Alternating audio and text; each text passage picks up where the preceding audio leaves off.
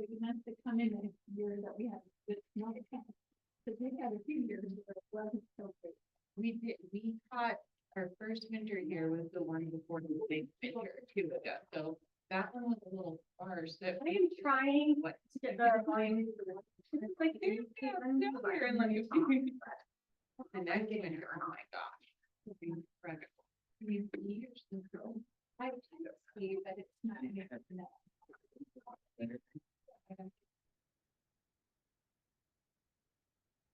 And Oh, perfect, you're packing up. sorry, I plans, missed good. Good. I kind of skied, I just knew they know. Get up. yeah. Thank you.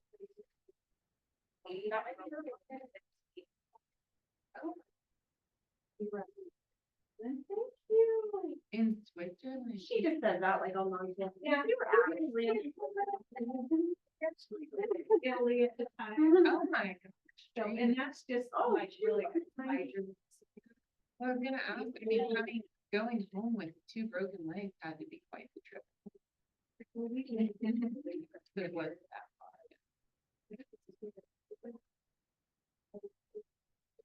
Sounds X-ray. you can.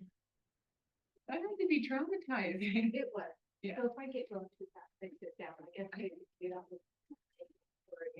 Yeah, no, I. Hey, welcome everyone. Welcome, welcome. So tell me, who did the homework? I saw yours and we're gonna talk about that too. I did the CMA, but I didn't do the pages like writing the letter to yourself. Were we supposed to get that all done? No, what was in the email? Yep, just in the email. If you wanna do that extra on your own, do it. Did you took bold, but you did not write a letter to yourself in bold, right? Mhm. So in bold, we do write a letter to ourselves. Anybody can and should do this. And if you want, I will delegate it for someone else to know. I was just gonna volunteer a little like, who am I kidding? Only commit to what you'll actually do, you guys. So I will delegate it to someone else to know if you want to give it to me. However, so if you write a letter to yourself 1 year from now, like, so, and that's what we talked about on Tuesday, one of the things we said. So if you, like, so if I'm talking to myself, like, dear Allison, it is now September 12th, 2025, and look how far you've come in the past year. Like, congrats, you did all this stuff, and you write down your goals as if you've achieved them. Oh. You really do. The letter gets mailed back to you in 1 year, and it's crazy how much stuff you've accomplished in that year. Crazy. So that is a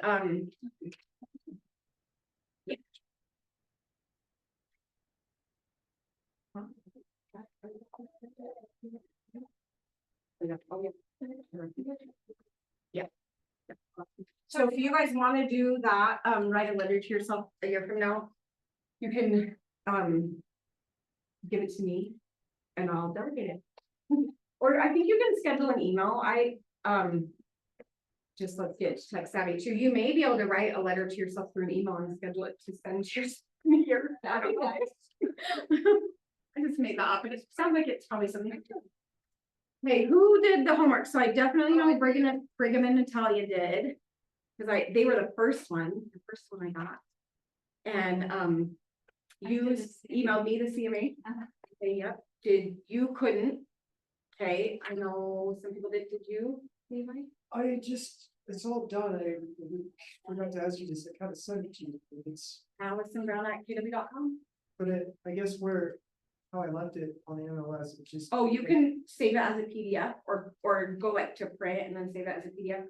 Or I think you can even send it directly from the MLS on the top. Have you? I was just looking for like the right little link or whatever. It just didn't quite make sense. Yeah. I can get it to you. What Brigham and Natalia did is just send me the subject property MLS and then the 3 other MLSs and the price that they bought. So they didn't send like the CMA in like a packet format, which is really, we're just working on pricing, not packet format, and that way it was perfect too. So anyone else, do you, do you want it? It's up to you. You feel pretty confident in pricing, right? You don't. Okay. You weren't here, or you were on the Zoom though, right? No, I was at the torturous code of ethics class for 9 hours. So she. Yeah, Right, no, Artie, you were next to I you? was like, Yeah. I was so spent afterward, cause I wanted to try to join by Zoom, but I honestly was like. Spent. Yeah. And then the drive home, I was like, oh darn. We did record that class, so Okay, Bradley that- sent you guys that's an what- email that yeah. said if you missed it, reach out to And for so recording, you like can. homework and resources are. In that email, yep, they're all Okay. in that email, and every night after Ignite, I know that one didn't go out till Wednesday, we're just a little behind on creating that, but this one should go out tonight when we're done, we've already created it, so.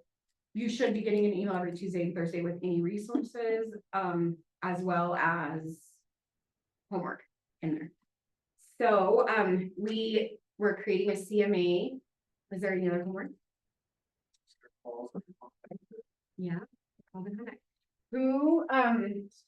Who filled out, where did I put them? This, the 10-4 page. Here they are. Did everybody get one of these? You guys got these, I passed them out last time. Who did this? Who made some phone calls and filled it out? Oh, I didn't make any phone calls. Okay, but you got one? Mine's a different format, but I made That's all my okay. calls, I was so proud of myself. Yeah. She's doing 75 hard, the office is doing, if you guys haven't heard of that, that's a weekly contest where you win prizes. By competing in events, such as making your contacts, such as. Doing a CMA day, such as everything that's gonna build your business. So if you want one of these, I have more of these to plan your day. To make sure that you're successful so that you know what you're doing each day, but really we're focusing on the contacts first. Did you guys make contacts? Okay, good, since you knew what that was. How did they go? I didn't get any new contacts, but I just reached back out, started having good conversations with people I've talked to. Yeah, and it feels good, right? It's kind of fun. Is it scary? It was nervous to make a few Yeah. person. Reality is it is, It was good. but I don't know that the nerves ever really go away unless you're just like. Me, just kidding, just kidding, I still get nervous too, but like honestly, I was just like, what, but like, I just don't care, like, I just. Talk to everybody all the time, anytime, so it is scary, that's super normal, but is it get easier? On what call did it get easier on? Well, I was talking to some of my old coaches just from when I was a kid, and it just got easier on like the third one, honestly, for me. Mm-hmm. The first reach out was just like, I had talked to you forever, I don't even know what to say. The third one was just like, I don't care what I have to say, I'll just talk to you. Yeah, guess what? We're friends. We know each other. You're my coach, whatever, right? Like, so it do definitely get easier over time. Who, anybody else lead generate want to tell a story? I know you did. You set 2 appointments in the last 2 days. Calling expired. Yep. So, do you have a story on it? When does it get easier calling expireds? It doesn't, I don't. Every phone. 8 call AM, is a it little rolls less- around and I'm like, okay.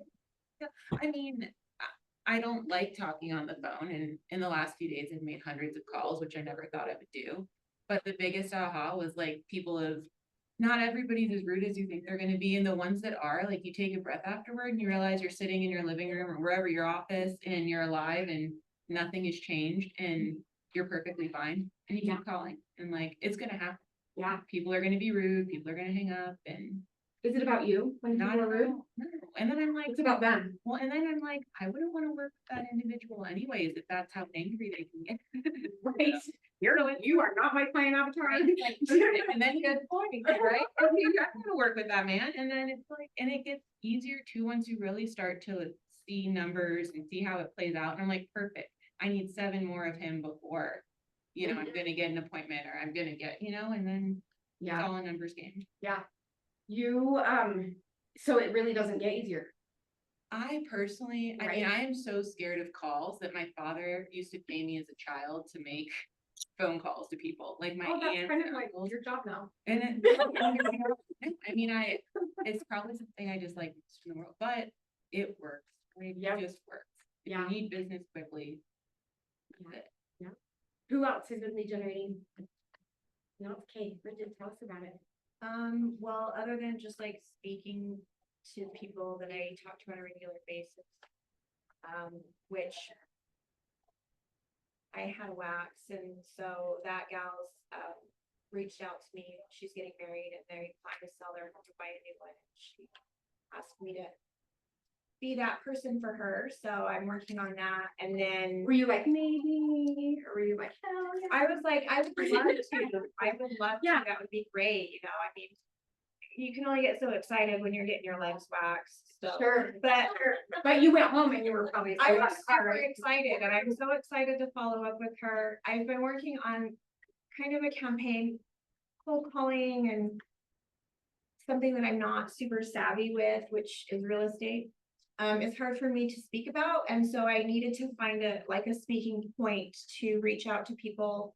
And so I kind of started a campaign, and I kind of told you a little bit about it. And real quick with Let's you, do this. Let me just show you guys how this works. What's your passion, Bridget? I am a retired veterinary nurse. I worked for an animal hospital for 15 years. My passion really is science and animals.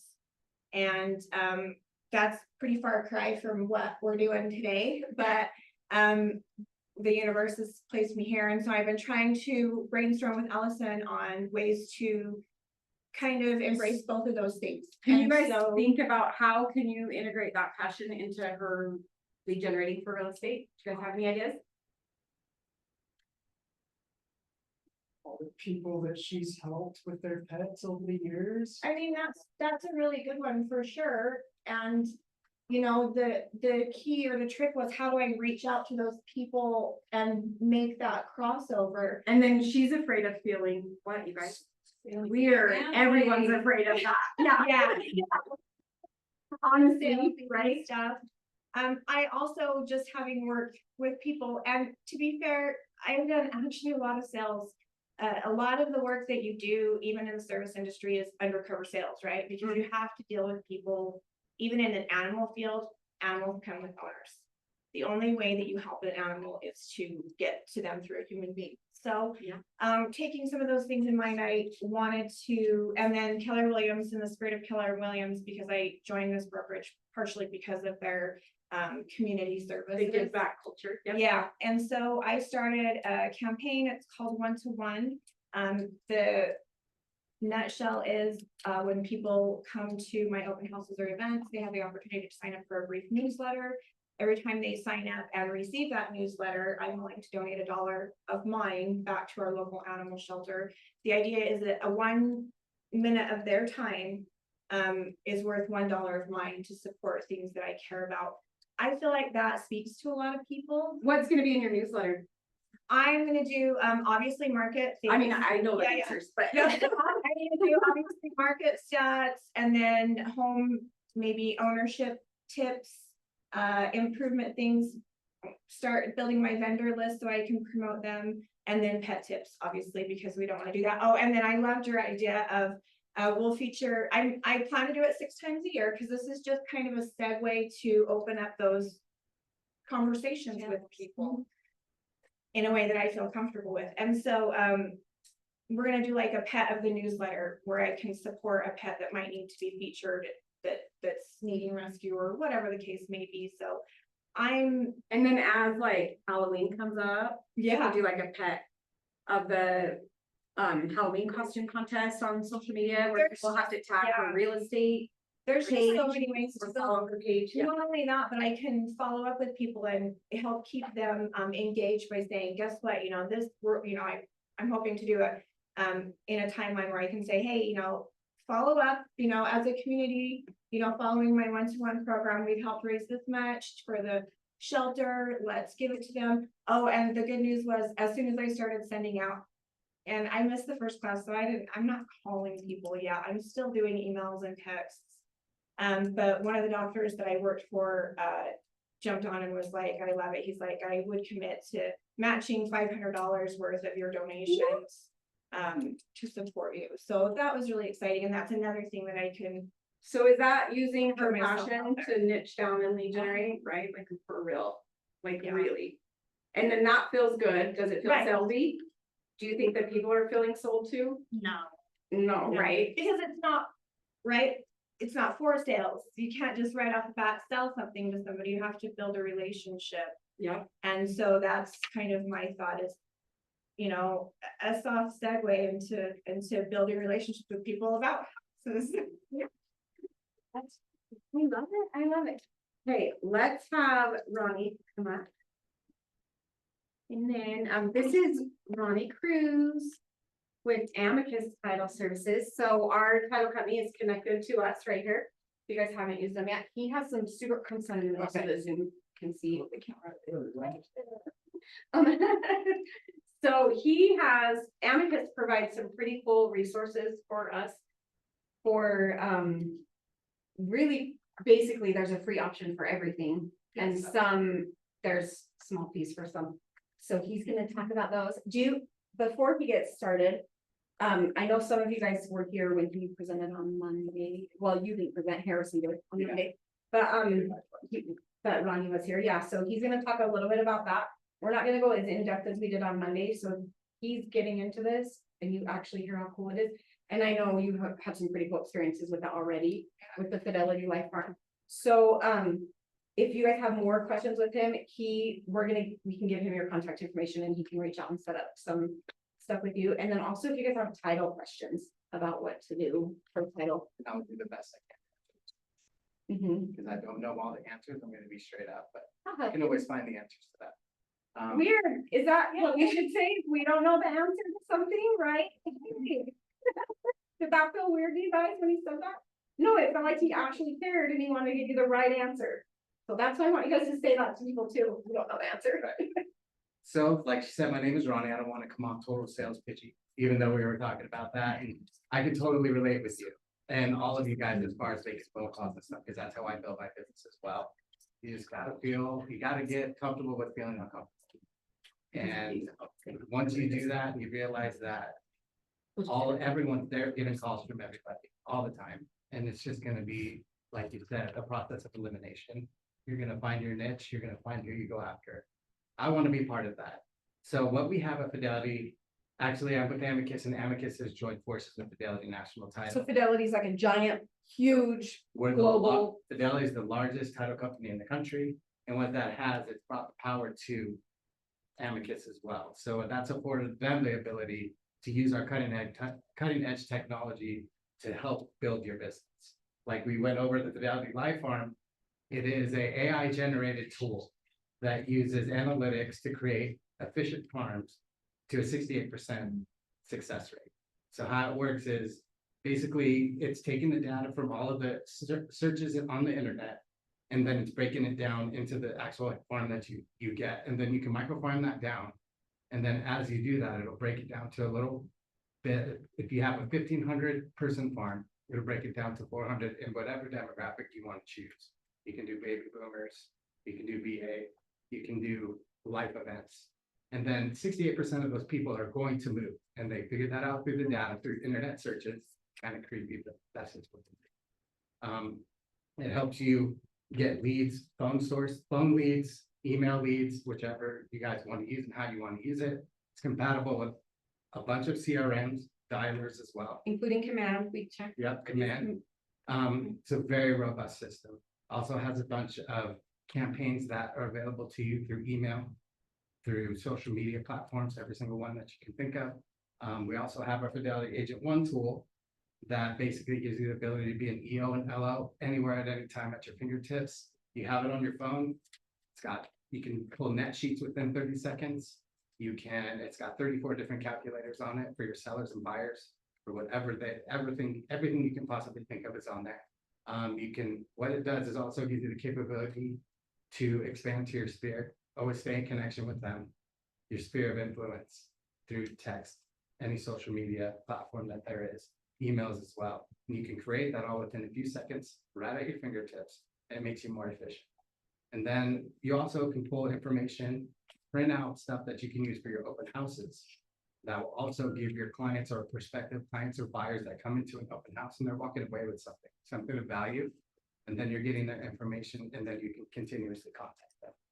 So we also, through Breakthrough Broker, also has a way for you to access door knocking campaigns, any kind of campaign that you were thinking about. It's got a buy now, sell later card. And what we've done is we created a relationship with Tom Ferry.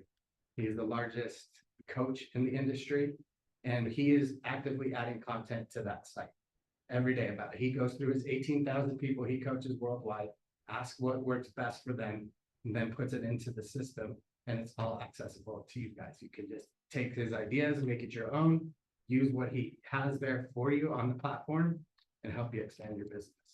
So a little bit about myself. I've been in the industry for about 14 years, working with Fidelity National Title. My family's been in it for over 30. Both of my kids work at Fidelity as well. And we're all part of this Amicus team, and really excited for you guys to give me the time to speak. Obviously, I get a little nervous, but just like, Right? He's yeah, so up here doing it scared. just like anything, you know, it takes practice to get better and better. And when you, as you do your phone calls on the phone, you'll get better and better. I will love the opportunity to sit with you. If you guys have any questions about our platforms, want to learn more about it, I would love to sit with you and find a way that we can work together.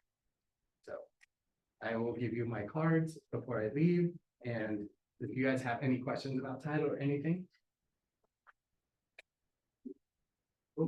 I have to figure out why we lost screen sharing capability.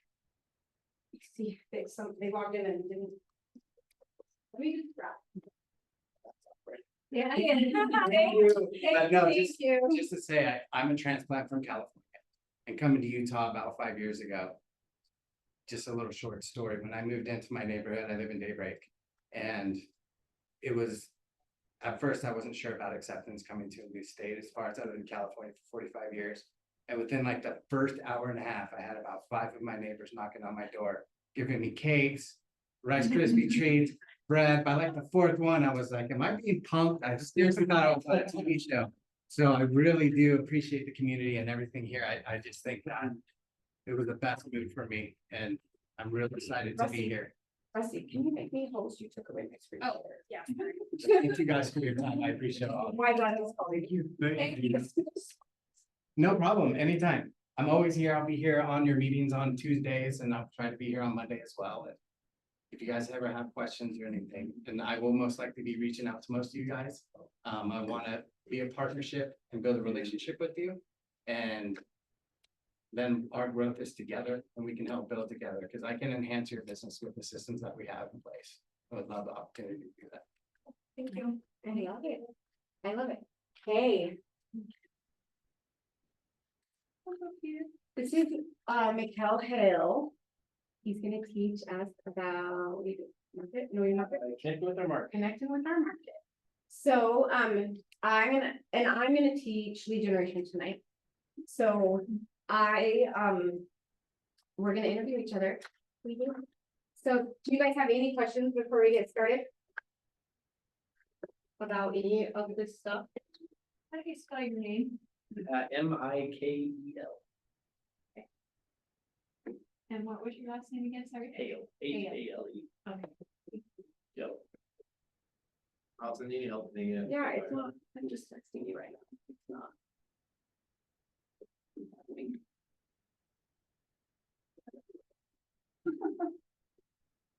Hey, Mikkel, how long have you been in business? I have been licensed for 8 years. For 8 years. First 2 were part-time, and with Kelly Williams. When he says part-time, he doesn't mean that, he means dual career. He's dual career, how many in here are dual career? A lot, right? Like really, most agents, and on Zoom too, most agents are, at least, well, maybe not most, but we see a lot of agents come in as dual career.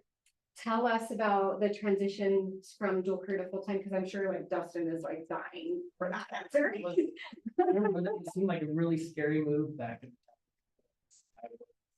The schedule worked out pretty well. I was working at a plumbing company, and I ran their showroom and inside sales. And I would get done at work maybe 5 o'clock, and that's usually right when we start picking up and looking at properties with buyers. I'm working on Saturday, and I did that for a solid 1.5 years, and I got to the point 1.5 years in that I was making pretty close to the same amount I was full-time job. And someone just sat me down, like, hey, when are you gonna jump and do this? They're like, are you building your business? Yeah, Are you- so I had to make a decision at one point that was I either scale back and do less with real estate, because I don't have enough time, or just jump in. And look, guess what he did? That was definitely a good move. So tell us where your first transaction came from. A coworker that was buying a property that they were currently renting and wanted to purchase. Sale. We just said, hey, I know you have your license and what can you do to help me? So that was the first one, and since then I've worked with a lot of past. That was a great piece of kind of taking that network that I had built before and moved over to build it a lot of people like that. Do you remember on Tuesday where the first where Jenny and Rusty's transactions came from, their first transaction? Yeah, from their SOI, from people that they already know. So as much as we're so afraid to call the people we know, and we'd rather call everyone else or anyone else, or whichever side of the coin you're on, it's 90% of the time or more, it's from somebody you know. My business still is probably 75%. What's your favorite lead generation strategy? I would say the sponsorships that I have at the racetrack. Super Bikes and Supermoto out at Miller Motorsports or Utah Motorsports campus. I think just picking up on the end of the conversation you had about just kind of following your own hobbies and interests and people you like and get along with and naturally want to spend time with. You can find that niche that you enjoy. Instead of going out there, Sometimes we call that a niche. instead of working on a client. Saturday, Yep. it's like I get to go do some. It's like playtime while you're networking, and then like. Write it off, people, remember we talked about that on Tuesday, write off people. Definitely multiple benefits. Hey, do you guys have any questions for him? What's your most effective lead source? Lead generation? Ooh, getting strategic, I like it. I would say my SY, like doing, it's kind of a mixture between just the client events I do, usually do a client event every other month. Or a giveaway, some type of thing, but mostly just. This is a fun question that goes along with that, just because I already know for a long time. How did you build your SOI? Because a lot of you, how many people are you guys are trying to fill your database right now? Like everyone, so how did you build that? I think it really became a habit. I think most people know way more people than they think they do. Mhm. Right, so I think it's just becoming intentional, whether it's, I remember at one point before coming to KW, I didn't really have a system that. We worked all together at a SOI. previous brokerage also. before So we came. my database was really just a bunch of sticky notes and what was in my phone. So I think what really has helped grow my SOI is being intentional about taking information from wherever it is, getting out of the phone, getting out of emails or whatever, sticky notes or signage, Or open house, Facebook. whatever it is, Yeah. and just be intentional about setting a goal of how many people you're gonna have for a week or just trying to grow that. I think once you realize where you're starting, then it's easier to put together a plan.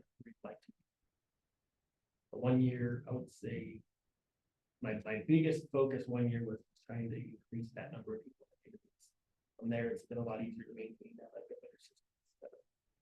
Did you have your system set up when you started real estate? I mean, even when you started I adding still database? fixing things. So I would say it's an ongoing process, but it's really important to have some types. Yeah. For sure. And don't let that stop you. The fact that you don't have something set up, don't let it stop you from lead generating and selling real estate. Did you have a question? Did you read? I was just curious, by the time you went full-time in real estate, how many people did you have in your database? Do you even have it? You did have a database. I didn't really track it super well until I kind of jumped in full time, but I would imagine just probably a database consisted of the majority of the people, just the contacts in my phone. So I would say contacts that had phone numbers, emails, like complete contact information, I bet it was less than 500. And that was after probably going through everybody that I knew. Not huge. Does that sound, who does that sound huge to though? Right? That sounds pretty big to these guys. Like, it really does. And you've got all the use of the puzzles, because I feel like I have a lot of people, but still working on gosh, stuff. A lot of like Yeah, order that's, contacts, yeah. that's what I would say a really great thing to do, is just get all the people you know in there first, right? Get the names down, because if they're in your phone, they're gonna probably have a phone number or maybe an email, but it took many years of getting the database health score of 2,000 people up to 70%. But it's just slowly working on, okay, which ones am I missing addresses on? That was kind of the goal. If I were to make that quarterly call and they're missing something, slowly making that health score of that go up. Because even if you have a huge database, I know some people who have databases of a few thousand, but they might only have an email address. I personally would How, rather have, how are you marketing to them? Just by yeah, email? that's the only way. So Mhm. I'd rather have a smaller database with multiple ways to reach out. Connect how they. Any other questions? for him? No. Okay, do you want, he's gonna interview me, Susan, do you want him to do it now or do you want to do it after this? For the break? Or do you want, most of the time I do both people together just because we kind of co-teach both classes. Are you staying the whole night and are you leaving right after this? Whatever. Okay, then interview me now. When did you get in real estate? 2015. Where'd your first transaction come from? SOI. So it was a referral from a family member though. So it wasn't direct SOI, but I have been marketing to them pretty consistently for 4 months. And not like once a quarter call. So I didn't call them once. I maintained. Was it a buyer or seller? Actually, my first was a listing. It's crazy because most people's first transactions were, was your first a buyer or listing? Actually, mine was a buyer. They were renting the house. Okay. We didn't even show them the house. You know, we buy the house we're living in. Yeah. Yeah. That's really cool. So it was a listing and it, they wanted to go for sole by owner. So my very first one, I had to combat why they should hire me and why I was worth the money versus going for sole by owner. What made you get interested in real estate? Well, I love to talk to people. So I love people. I love to talk to people. I can't shut up. I was, honestly, I sold Avon and I just was like, I was rookie of the year. I won they're called, Mrs. Albie Awards. All the little statues, I won all of those all the time. And then my husband was like, maybe you should like go bigger. Like, why are we making $2 off the listing when you can make 20,000 off a house? So that's what I did. What has been your hardest transaction or craziest story in real estate so far? Okay, I had a listing. It was a referral from my husband, somebody my husband worked with. I had a listing. I actually wanted to quit. I was ready to work at McDonald's. Like, do you want fries with that? For sure. They lied to me about a bankruptcy, even after the title report shows that there's a bankruptcy on it. They completely lied and kept lying about it. They wouldn't give me the bankruptcy attorney's information. They lied to the seller on seller disclosure stuff, intentionally. And then when they moved out, they jumped in the kitchen sink and it ripped down. And then, like, it was a disaster. The whole thing. I was like, I don't want it. Why were they jumping? To be assholes. It was a divorce situation too, so he wanted all the money and he didn't want to give it to the wife because they weren't divorced yet. They intentionally weren't filing for divorce until after we had closed on it. Because once you do that, you have to wait for all that agreement stuff. And so he did get her to hand over all the equity. It was wild. I wanted out so bad. I had another difficult transaction, not that difficult, not as difficult as that one. And you know what? I did deleted them from my database. I blocked their phone number. I blocked their social media. Like, I will not work with them ever again. It's so crazy when you get to a point when you're like, you know what, I get to decide. what Who wanna I'm do. gonna work with, yeah. It seems like at first, you're like, I'm happy to, work with whoever will work with me, but, oh my gosh, it's such a nice feeling, to, like, have that change. And, you know what, I'm gonna work with people who actually want to work with me and see the value in it. Yeah, I very rarely work buyers. My ideal client is a seller moving out of state. Just 'cause, like, honestly, like, I I'll help certain buyers, but I typically don't. Tell buyers. In the beginning, did you? No, I always focus on listings, so I did work buyers in the beginning more than I do now. Cause I was out there like whatever I can get, but I did lead generate. Similar to Angie's focused, like calling expires or for sale by owners, like my lead generation was focused on getting a listing. Not as much like open house, getting a buyer. Well, it's, I mean, moving here, not knowing anybody and being more buyer heavy than I ever was, you know, back in Florida when I had a large sphere. I mean, it's time consuming. You can work a lot more listings and they can bring more buyers and you can refer things out once you have a bunch of business, but I mean, pursuing listings and that's why I finally came to you and I'm sitting here because I'm like, I can't just solely work with buyers. Yeah, anymore. cause she's Like, been in the business 8 years, you've been in 8 years, right? almost, yeah, 7. Yeah, and she's like, I gotta help shift, something has to change. Okay. Yeah. Maybe last question for you. Tell us about how long you've been coaching. Okay, real estate. Okay, so I did coach other stuff, I coached NAS, does anybody know about it? Archery, National Archery in the Schools program. Yeah. So, I teach kids how to shoot a Matthews Genesis Barebow. They cannot kill an animal with that. It's target practice only. It doesn't pull back far enough. So I've had coaching like in my blood or whatever. Like I have coached little kids in archery for a long, long time. I took my team to state. I just want to brag for a minute. I did take my team to state. We won. It was pretty awesome. But you didn't know that about me. No, I learned something. But I've been coaching real estate with Keller Williams for just over a year. I took the coaching, in May of last year, 2023, is when I took over from Sean, our broker. It was just, right, it's a lot to coach, it's a lot to be a broker, a lot for him to do all of that, so I stepped in and took that over, and it feels like a supernatural fit for me, and the agent's results have honestly shown that too. I was gonna say, I haven't personally been in the coaching program, but worked with Allison for a while, and just what I've seen with the agents who plugged into her coaching, like, seeing some of the awards you guys are winning, like that group is. Really Yeah. good, so. Yeah, I think we're on the board every month. And let me just say that the reason why we're on the board every month is because some people make excuses why they can't, and some people make excuses why they can.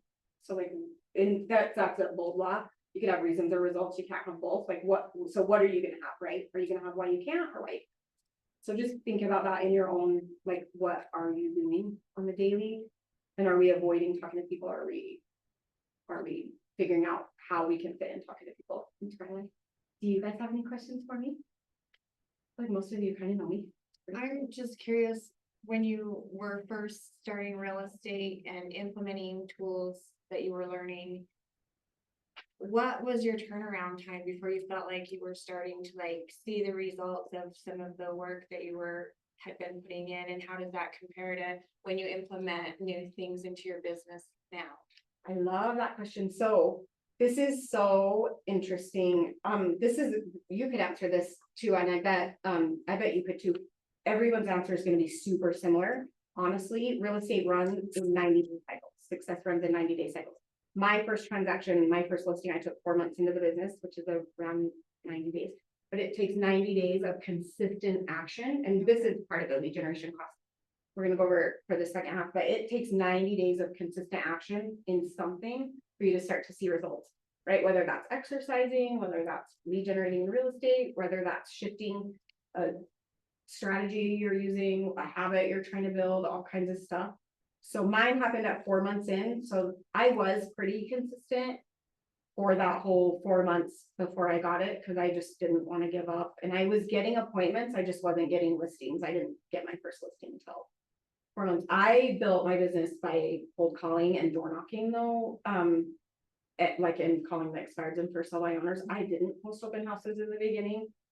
I didn't have a system at all. We came from the same company. They don't teach systems there. I feel like we both built systems. We moved here at separate times. He moved here years before me. How long have you been at Keller Williams? 6. Yeah, and I've been at Keller Williams just over 2 years.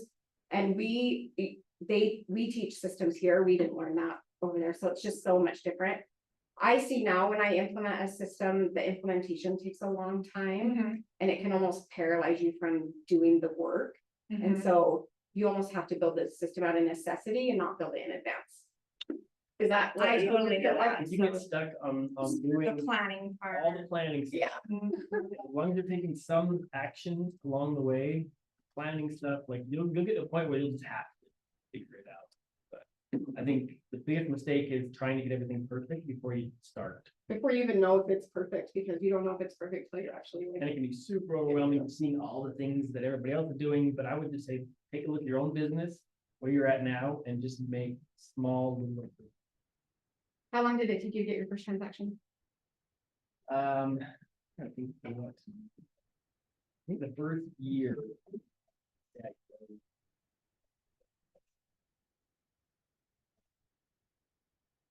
It was probably a couple months after.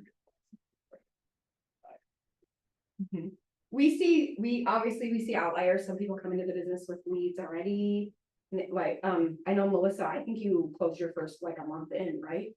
Like, honestly, like she came in with the lead and has just kept that momentum going in her business. So we see people like that, and then we see people that never close a transaction just, because they don't want to talk to people. So it's tricky, but I think if you're consistently talking to people for 90 days and you're not, and we can track your metrics and you're not making excuses and all that, then we can really dial in, and we've seen that. I mean, Angie mentioned that on Tuesday. We can see the metrics pretty quickly on what you've got to adjust. So if you're doing the work and it's not working, let me know and we can adjust what you got to do. I think that's maybe the other key is once I started tracking things, that was like identify like, okay, is it scripting that I need to work on? Is it just pure contacts, lead generation? Just Is it closing? Yeah. Like what script is it you like need to work if on? you're Is it tracking how presenting? many people you're talking to, how many appointments you're going on, how many closings you're having a month. Those things will tell you where to go back and actually track. Maybe another tip I could give you is you can track your progress, you'll be able to start moving on certain.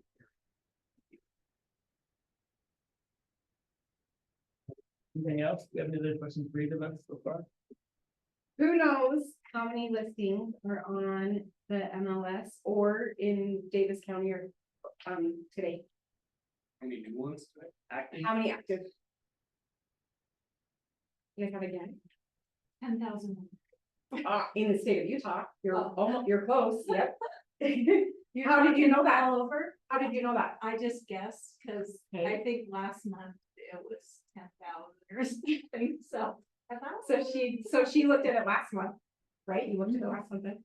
Cause he's gonna talk about defining your market and like what kind of stuff we need to know, and honestly, tracking market stats is a pretty good habit to get into. So good job for knowing that. Does anybody else know any real estate statistics? Okay, we're gonna talk about which one you need to know. You should be able to just click on it.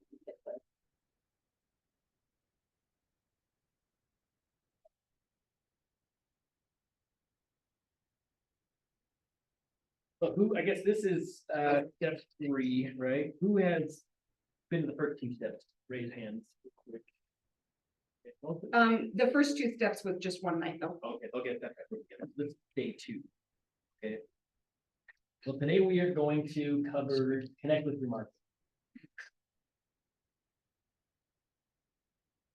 Everybody has the Oh, you know what? If you guys want to buy, let me say that. Do you guys have the digital book? If you don't have the digital book, or if you, that's not it. If you want to buy a paper copy of the book, we do sell them for $40.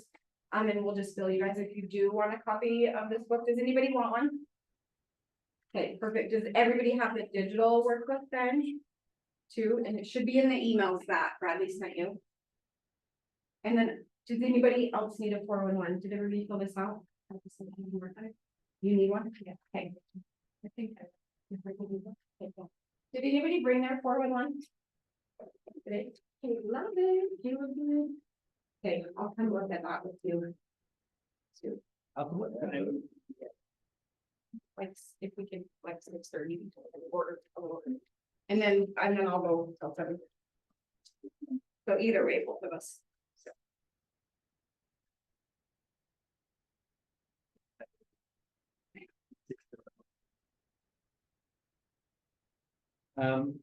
Today we're gonna talk a little bit about connecting with our market, like we mentioned. And I think the important thing about that is it really kind of helps us be prepared for the conversations that we're gonna have with clients. And it's one of the first things along our path with becoming real estate expert of choice.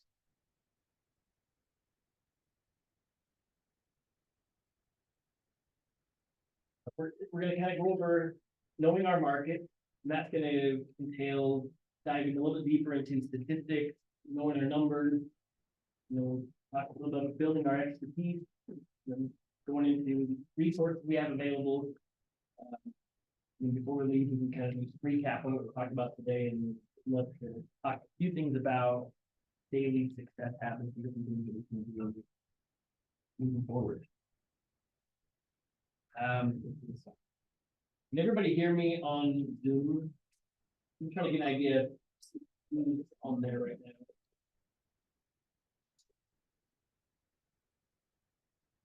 Anybody?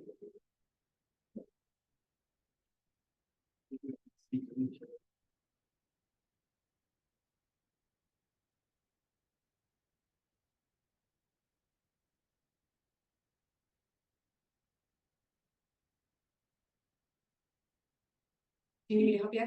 18 remote. I just want to make sure people can hear us on Zoom. Can you guys hear us on Zoom? Speak. We should be able to hear them too. Speak. I don't really- Can you talk to We us? can- We should be able to hear you. We can hear you guys. now, yeah. No, thank you so much. Yeah, we can hear you guys. There we go. I still know they might be turned down. You can hear us though, right? There. Yeah, we can hear you. Okay, perfect. Okay, that'll be a lot easier. Now I can answer your question because we had it turned down, so It's this TV sometimes. I know it. Um, it always goes back to- It like changes the volume. Okay, so more interaction you guys have and questions, we kind of follow this guideline, but I also want to be able to kind of customize this for your needs, so. If you're on Zoom, feel free to just speak up if you have any questions. The more, I guess engaged everybody can be, I think we'll all get more out of this class. Would somebody mind reading this first quote for us? You would. Here's the truth. If it has been done in another market, it can be done anywhere. Once it's been done, no matter where, it's just a matter of finding out how that can be possible in the world. Perfect, thank you. So what I think this quote kind of helps us understand is that applying the right systems and models for market can help us achieve success, especially if somebody has done it, right? So if it can be done somewhere else, and a lot of times, we'll hear people say, oh, well, that's just not for me, or that works for them, but not for me, or in that market, but not ours. Quite simply, really, just having the right systems will work as long as we implement them. We don't always have to recreate the wheel. If it's worked for someone else, we might have to tweak some things, but there's no reason why we can't do the same.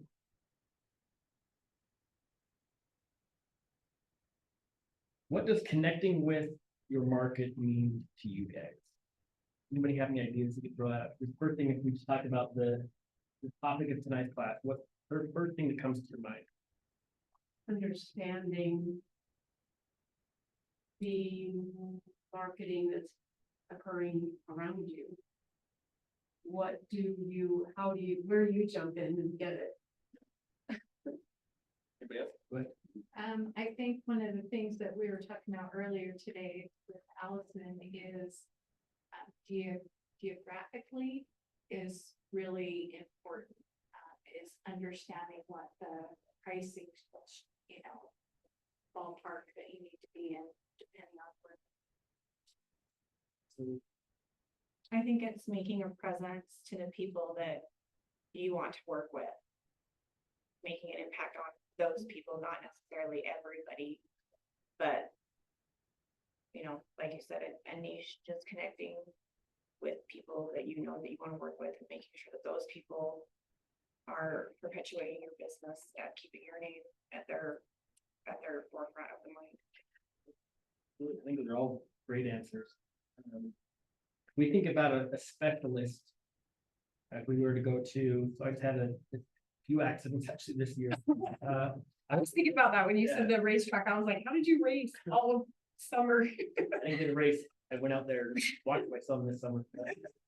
I had an accident earlier where I crashed my motorcycle this spring and separated my shoulder, but I went into the doctor's office right after that, right? And they looked at it and like, it's bad enough. When you send you to a specialist. When you go to a specialist, an orthopedic surgeon, when you walk in there, you just know that they kind of a higher level of information and trust, right? Because that's all they do. If I was going in there to have, surgery on my toe or something, or any other part, like the person who does 1,000 shoulder surgeries a year is going, I feel just already gonna have a lot higher knowledge and understanding and trust walking in there, right? So the more specialized someone can be and the more information they have about that topic or subject, is gonna make them the expert, right? So when we talk about a well-connected, well-informed agent who knows everything possible about a certain market, whether it's a neighborhood, a small town, a city, or just a segment, it can be super niche even, but the more we can choose or know information about that market that we're wanting to work in, the more we can become the expert of choice and specialist of that area, kind of create our niche. So whether it's commercial properties or townhomes, or even just a neighborhood that you farm in, that's one of my larger lead strategies outside of my SOI is I've got a neighborhood that I've sold probably 30 houses in now over the last few years, that my goal was to become like that neighborhood expert. When people wanted to sell homes, like they would think of me first. So and that's just 1,500 houses in small areas. So whether it's smaller area than that or a city or whatever our niche is, that's where it's easier for us to really dive into the statistics and know everything that we can about that, so that when anybody asks a question about something, a home in that area, or has a question, you'll easily be able to provide the information. I'm just gonna say too, I'm just an interrupter, you guys will see, but, so are you willing to work with people outside of that 1,500 home area? Absolutely. So I think some people think I don't want to focus on a niche or an area because I want to work with everybody. And I always want to say, like, still focus on that and be the expert in that area. It doesn't mean you're not going to bring business from somewhere else, or you're going to turn down business if it's outside of that area. Because if you send out, let's just say, a postcard or whatever marketing material that, you're the best person that can help with people going through the divorce situation. You're gonna really focus on, okay, what do those people need? How's my message gonna match their need? And not that you couldn't help somebody else, but if somebody got a postcard that wasn't going through a divorce, I think they would still call you, even though your marketing is saying, hey, I specialize in this. I'd be very surprised if they wouldn't still work with you. But the more targeted that message is gonna be, it's really gonna resonate with those people.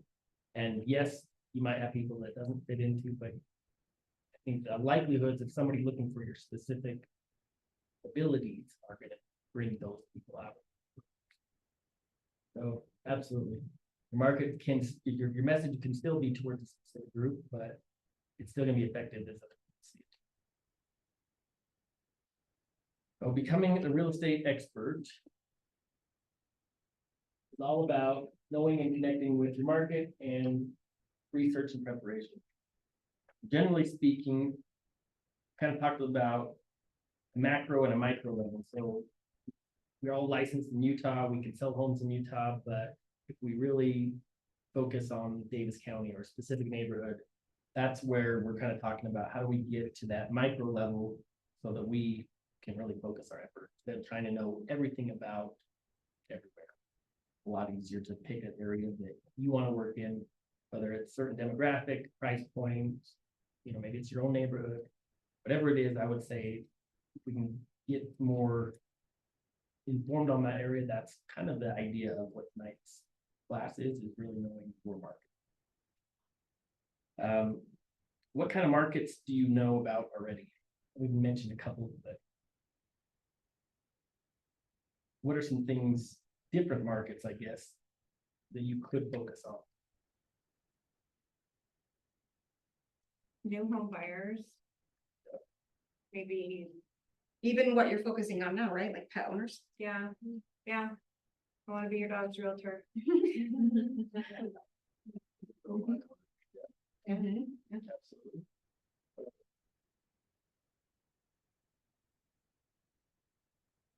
Absolutely.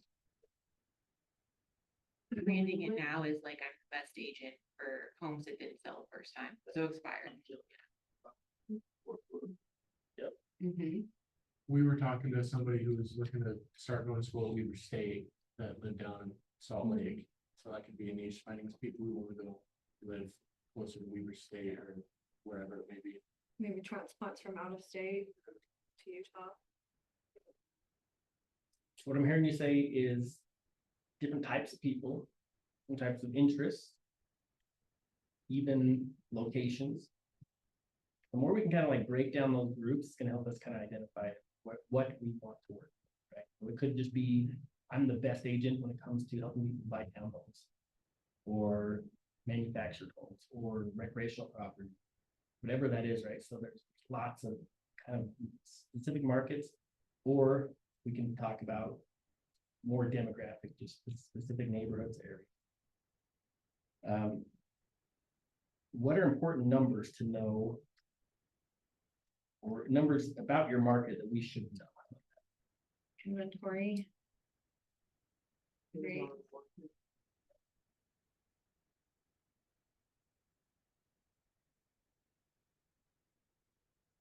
Average price, average list price to sales price, average concessions. They're probably gonna be two separate lists, right? So if we, well, they kind of merge together, but if we're going on a listing appointment, do you think there's specific things that are gonna be more relevant to a seller than the buyer? How important is it before going, putting the house on the market or meeting that client or whatever it is that we know, have that information ready in our tool belt in case we're asked for that? Or to be able to show them, okay, Mr. or Mrs. Seller, I know you want to list your home for this price. But here's the comps, here's the average days on market, here's the average list price, sales price ratio. Is that gonna be helpful to kind of set proper expectations to avoid a harder conversation later? Or if we're working with buyers, we're to rewind things. If anybody was working with buyers, 3 years ago, like we almost had to set the expectation of just because someone's asking this much for their home doesn't mean we weren't gonna be able to offer that much. We might have to offer more. Here's statistics on X amount over asking price, these last 5 homes in the neighborhood. Right, so it's things like that, I think, is what's really gonna make us, first of all, be more valuable, so we're setting the right expectations for our clients, but also give them the information they need to, make the right decision, because we've already brought the information they need to them, and then asking for it. Or learning the hard ways. Right? And you can tell people some things and they still may not take your advice, but I think just knowing, setting that up front is very helpful. To be the real estate expert, we must understand the market at the moment. And when we see changes in the market, because they consistently happen, sometimes it's slowly, sometimes it's quickly, but it requires us to pay attention. And reading those signs and truly understanding the market is really the only way for us to be experts and be fiduciary to our clients. And that we can deliver expertise and perspective on the market that our clients are.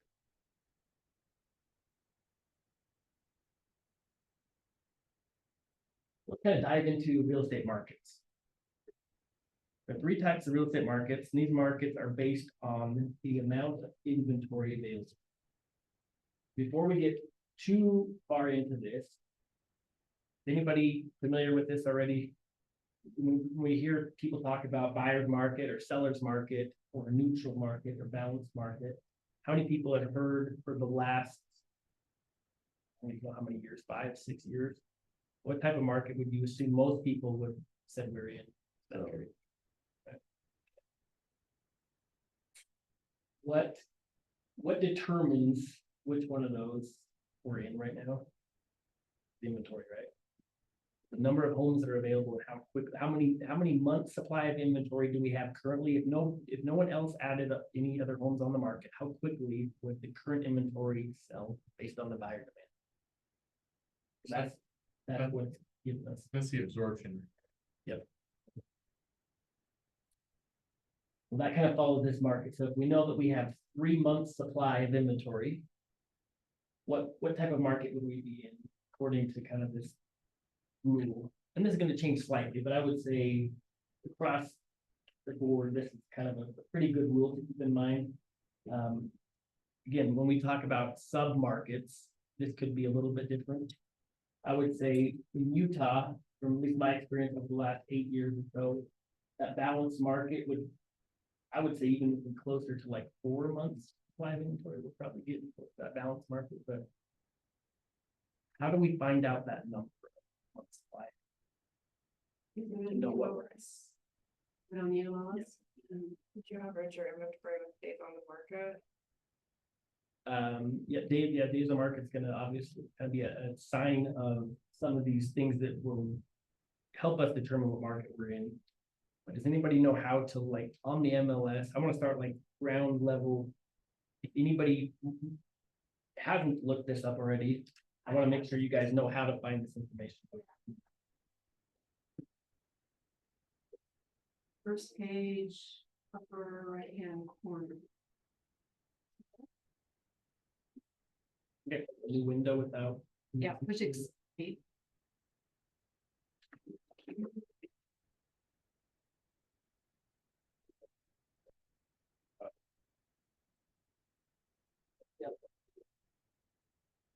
Green line. Yeah. Just like a new. No, not all, over here, so do the plus sign. And then you do that.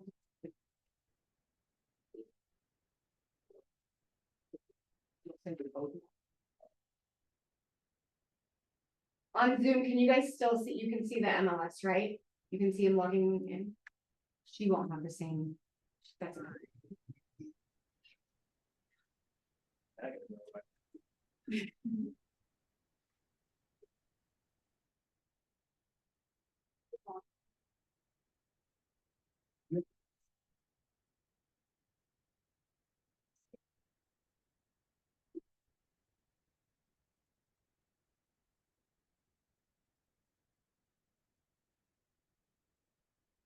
I do know it. It's one of the 7. So.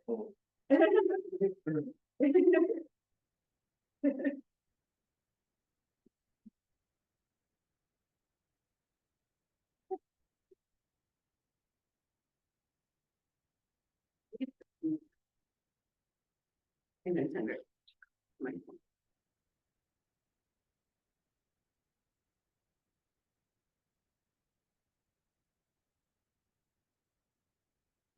Thank you for going to this. Yeah. Absolutely. Yeah.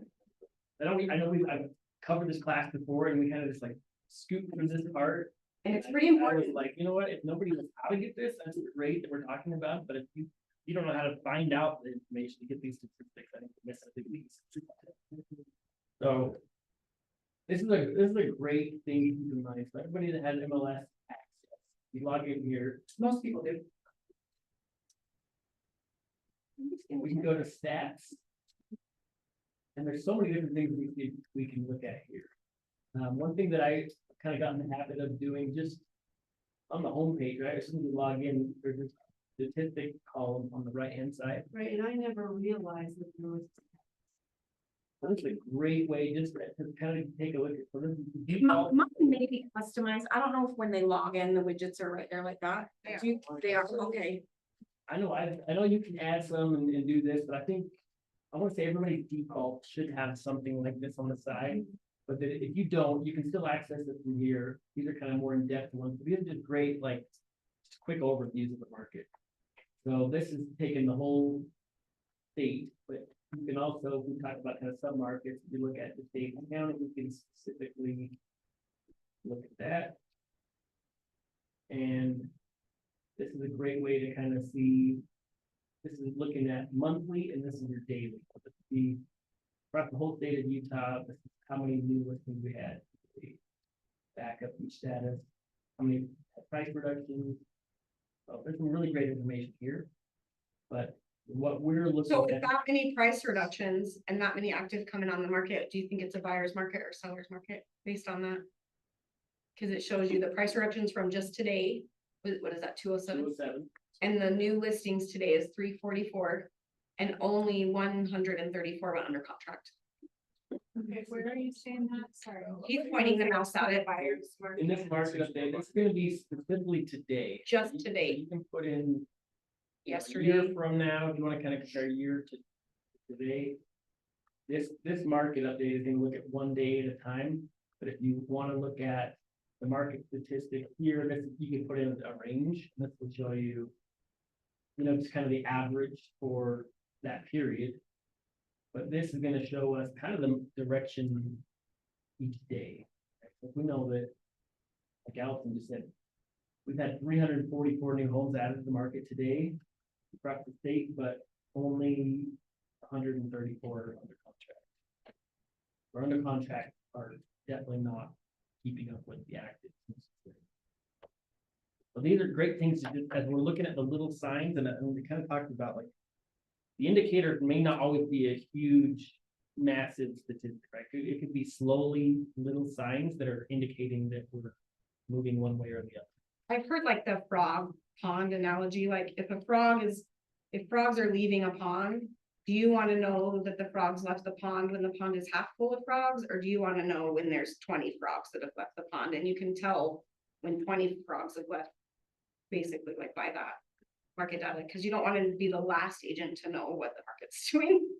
So this is just kind of a quick little glance of what's going on. But to find out even more, when you look at the stats, to find out the absorption report, which we're talking about, how many months supply of inventory we have, this is probably the best way to quickly do that. I'll point out over on this side, there's two different ways they can calculate this on the MLS. When we talk about inventory, it allows you to choose whether the under contracts are tied in with the actives, meaning even though they're not available, they haven't sold. Could fall out of contract, or do we want to count under contract as being, you know, in with the sold because they're not necessarily available still? So this is kind of a personal preference. There's really not right or wrong, but I would say whatever you do, just if you're consistent, you'll get the same results. Personally, I think that until a home is sold, I wouldn't count it as a sold property. So if we leave it as under contract, that's going to add that inventory in with the active. We can choose if you want to look at certain types. So if we want to maybe exclude condos or townhomes, or just look at single family. So that's kind of one thing that I do like to separate single family and multifamily sometimes when I do this report personally. And then we can get specific on a county if you want to, or multiple counties. So let's just say we are looking at Davis County, we'll go view results. And this should show us a graph here of last 2 months. We looked at 3 months live. So kind of, this is a good indicator when we're looking at month supply. They're kind of the easy way to kind of look at the which direction we're going. This would be probably my suggestion on how to come up with some of the statistics. As you're learning about these markets, you can get really specific on around a certain neighborhood. It's great to know the stats for the state, but personally, if I was going on a listing appointment, I would want to know probably more about the county and city and neighborhood. Then who cares how many homes sold in Vernal this week, right? So state statistics going to be not so relevant, I guess.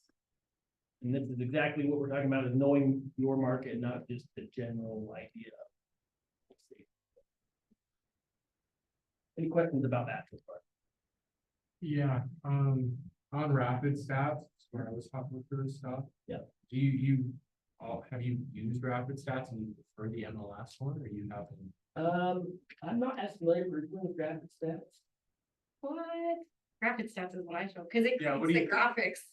I mean, I use the MLS too, but I like rapid stats just because it's so yeah, it's like the graphics are created for you.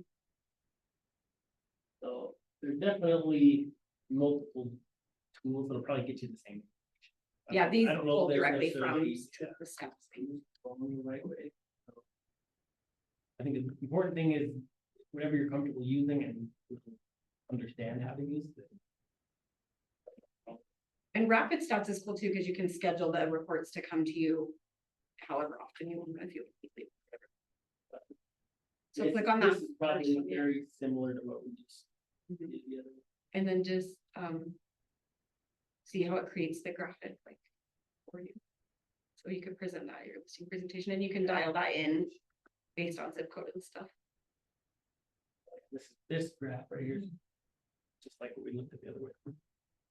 And did you run that, is that the supply versus demand, or which one? Yeah, the first one. Just click on the supply demand one. Okay, And then he also clicked on the first one in supply demand. okay. And you can still go in and get specific on county, city. Yeah.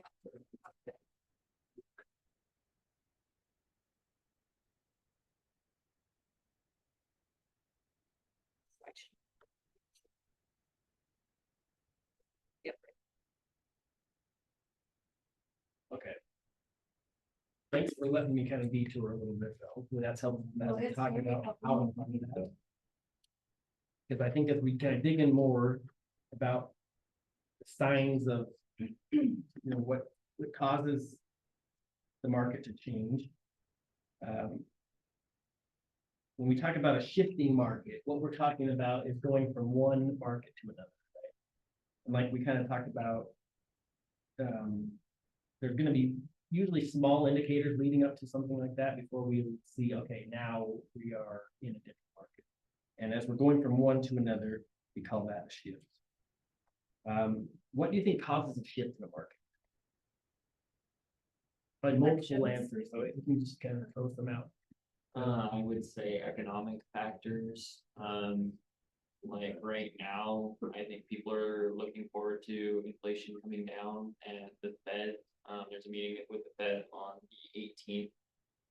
Where they're looking to cut, interest rates by 25 to 50 basis points, which could affect, people's mortgage rates and then therefore,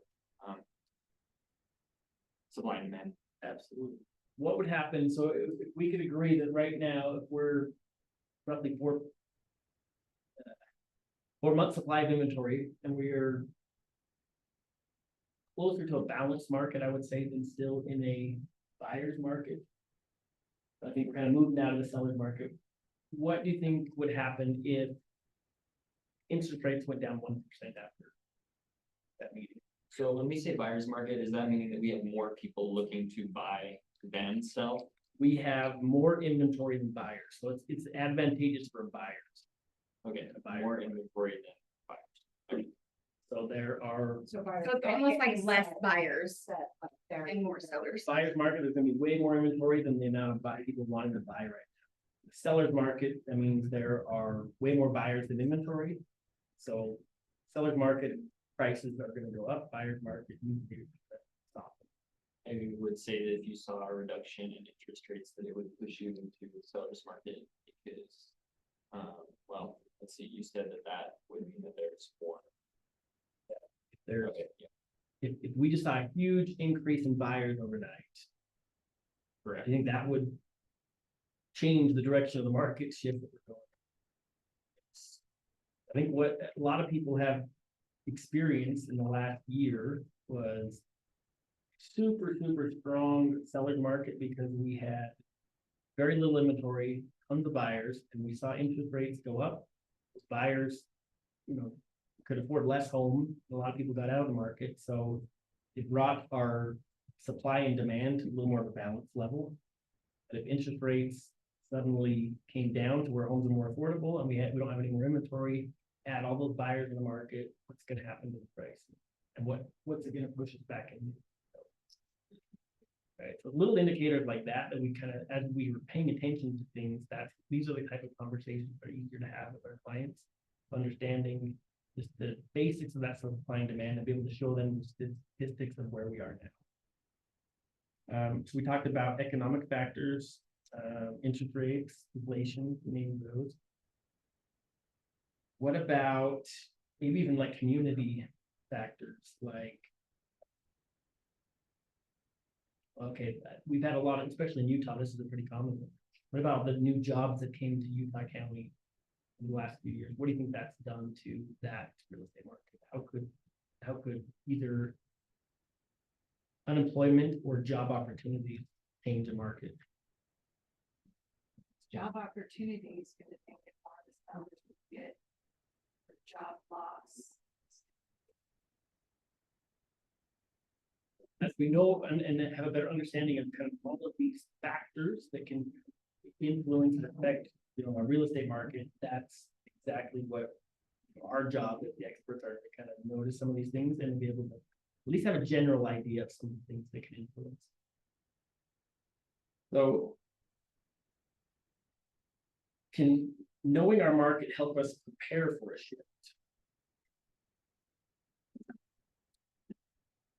Can any of us, or is there anything we can do to control a shift from happening?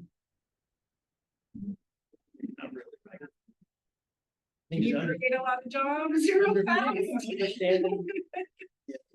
Not much we can control, but can we prepare Yes. as far as our businesses and what we're gonna do to, I guess, combat or change our tactics or lead generation strategy, marketing. So definitely is right. Even though we can't control the outcome, we can of the market itself, we can control the outcome of our business. May not be as easy. We may have to make more phone calls or more contacts or whatever that is if there's less homes being sold, but we still can be successful in any of these markets. And we've already kind of talked a little bit about this. So inventory, what is the inventory in our market? What are the average days on market? If we go back to the MLS, one of the statistics on the side, so the average days on market. Does anybody know what the average days on market right now in Davis County? 40. Did you happen to see? You, that? we. So now you know where to find it too. Good. Do you guys, You're paying attention. do you guys think that, that knowing this stuff, you're gonna price a home, like, is gonna help you determine how to price a home too? Also, right? Even just for a seller to know what that average date, do you think that's helpful for them? If their friend a couple of years ago sold in a weekend, what are they gonna think of you if their house doesn't sell in the weekend, right? If we haven't had that conversation, showing them what that expectation is right now. We already kind of talked about what type of inventory we have, which are kind of more of a balanced market, still a little bit in the seller's market.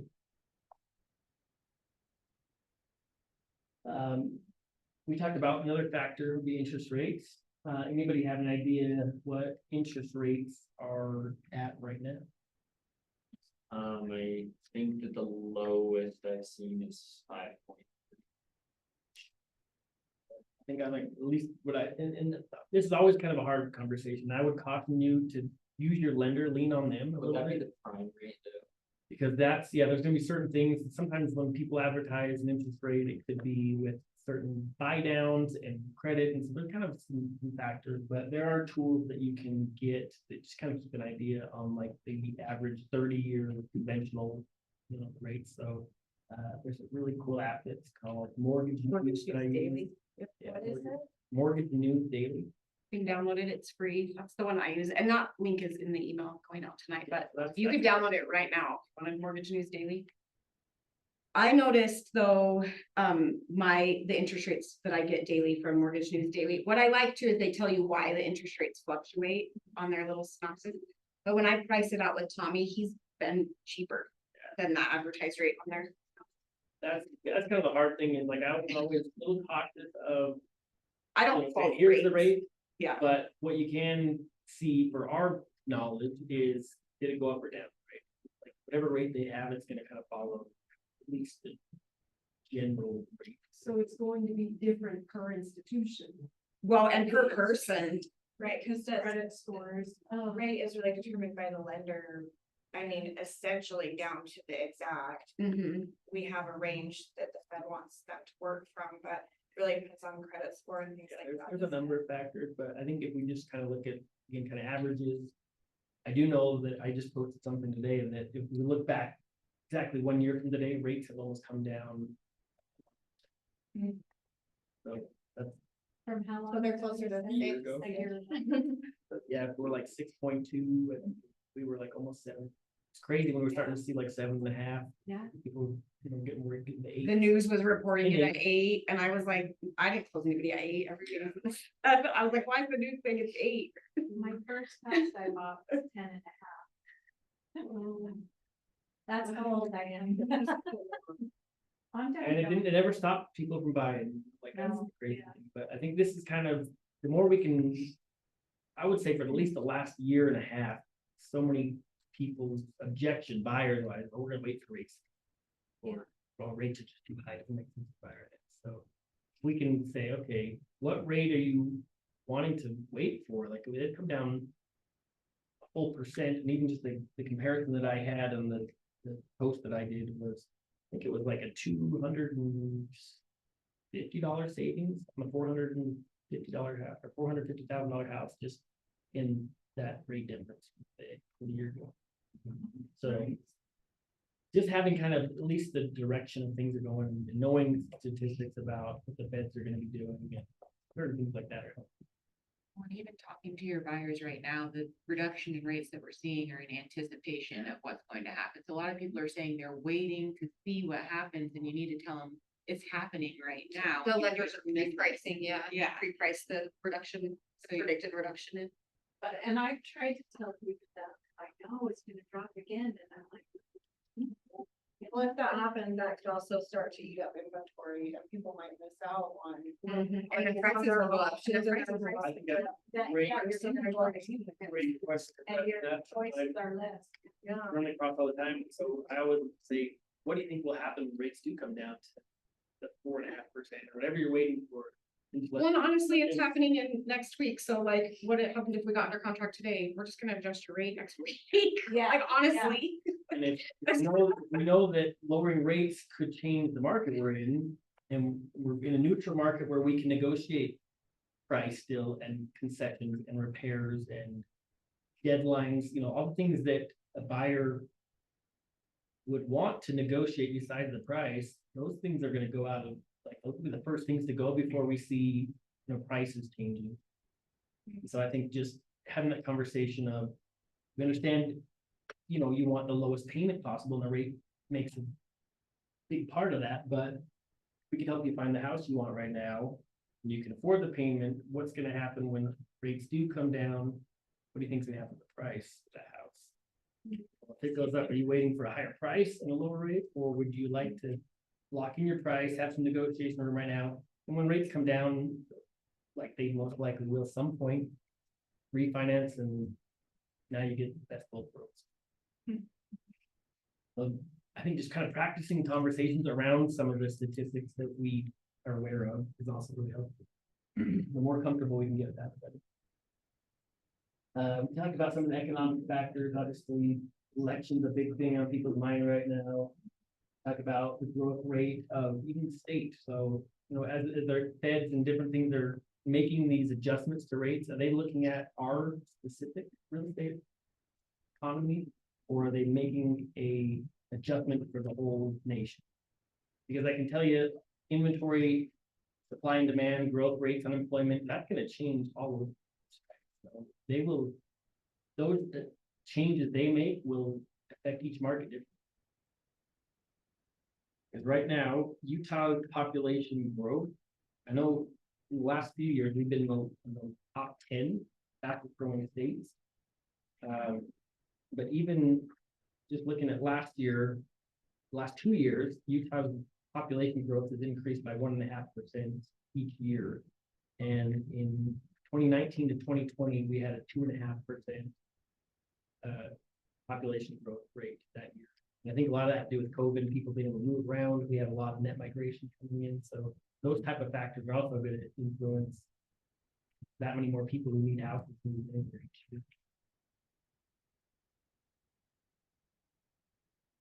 The last thing we really haven't talked about too much would be just kind of other market factors, so. Whether there's Like COVID. job opportunities in certain states, that could change something. Be a new college being built in town or being close to college is gonna draw in certain types of people, like you were kind of talking about. These are all really kind of important things to consider.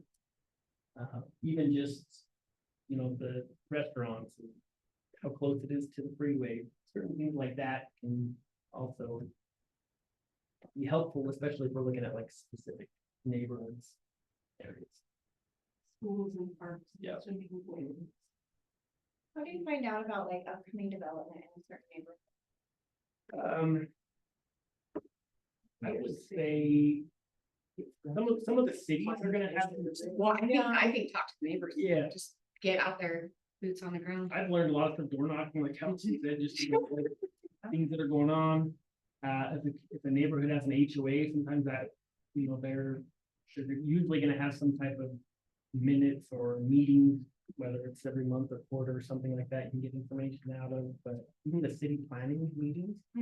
Are a great thing, like if you ever were bored on a Wednesday night or whenever they have the city planning meeting, like I've been to a couple for projects that I've helped clients on, and it's amazing to see some of the stuff that people are submitting and wanting to. Okay. Move forward. Should consider it. Cities also generally post those. I was gonna say, planning do they meetings, keep minutes recordings. publicly for Yeah, that? you should be, I have Okay. access to my meetings. Okay. City.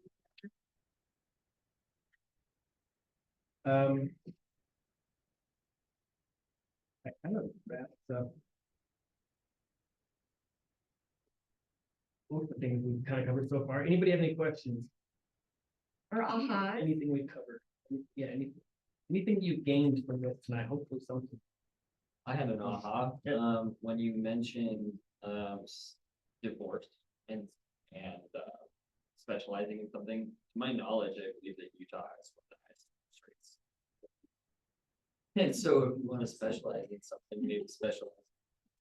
And you could get 3 transactions out of that, right? A Yeah. sell and 2 buys. Just- I've got the third one right now. I'm working with that helped divorced couples sell their home together a couple of years ago. Helped him buy a home last year, and now he's ready to buy. And then pretty soon he's gonna find a new wife and they're gonna have to sell and rebuy. Yeah. Unfortunate situation that it is, like that really is an opportunity for, there's a few things in people's lives that they have to sell their home for, right? That is definitely on the list of one of them. And how do you discover? How do you? Yeah, I think it's networking with others and race. I know. Valley Life Farm has an actual, one of the demographics that you can pick is divorce and license. So you can actually search that through there and it'll give you that information. And it gives you real-time updates on it too. So if anything changes in your farm, that's all available there for you. I was thinking, and this is sad, but what made me think about it is my own mother, because she's aging, but it was one of my thoughts, is I was like, go knock on the door to so-and-so's house when her mother dies and say, hey, can I help you? But Yeah. honestly, that's where a lot of the homes go for sale, but I was like, how do you do that? I think the next piece is just how, you gotta get creative, how to do that in the right way, right? And not that you can't do something like that, but it's definitely have to come from contribution and care, because a lot of those type of situations are very sensitive, right? Families, either mourning or I would say some of the hardest transactions have been the divorce situations, because nobody wants to sell the house. It's usually not. You gotta be a real, and we're already therapists in a transaction and then yours there. Kind You of gotta be very- divorce situation. Very little You gotta differently. have the skills, yeah. But I think using the Fidelity Life Farm, getting in with a divorce attorney, and follow the drama on Facebook and model that. Just kidding. Create a message though that's gonna solve that person's problem. Yeah, just the niche marketing. Maybe you don't wanna go knock on their door right after the funeral, but I have sent flowers to somebody before when I knew their husband had just passed. And they were going to be selling that. It's like, hey, just think of me, sorry what you're going through right now, if I ever can help you. And a month later, when things cooled down, she was like, hey, that was perfect timing, because I'm ready to do that. So, there's ways to do that. Yeah. But we just gotta like think, okay, how. You gotta think about how you would, How do we approach it, and what do they need in that? And I think kind of tailoring like the marketing message to the divorce situation is think about the stresses they're going through, how can you solve that problem? Is it, and that's really any niche. That's how you get that market to the, and that's how you create the message to match that market. That's what it's all about. Then you just kind of test what's working. Cool. Anybody else have any final thoughts? Oh, good. Okay.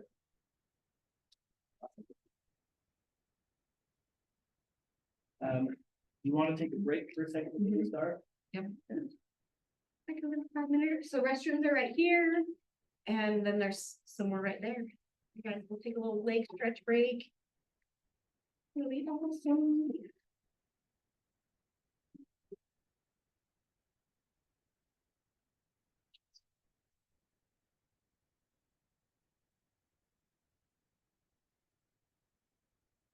Need to re-download the desktop. Oh, okay. Maybe I can show you.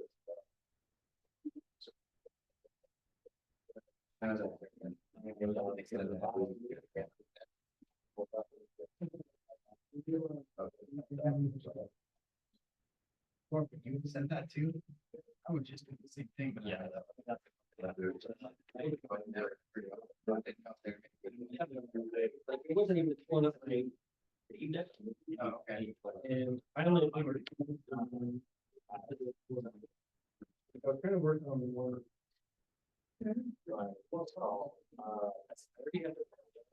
installing an house.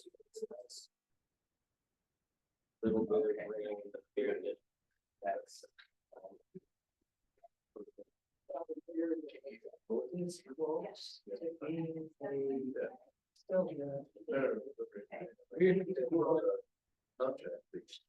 Something exterior. Actually, yeah, they.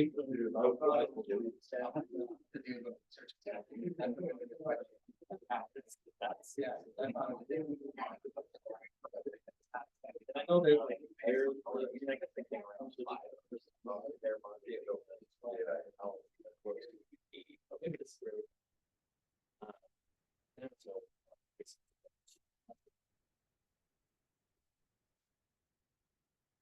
Living down. I would.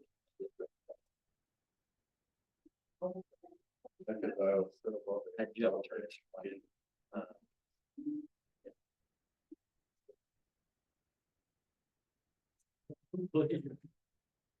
There's gotta be a better way. Yes. Let's figure out. Yeah, pretty much right now.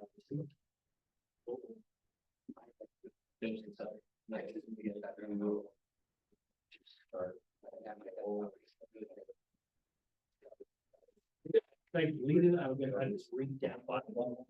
Every time I clicked on it, it would just like. do- back in. You're on to show.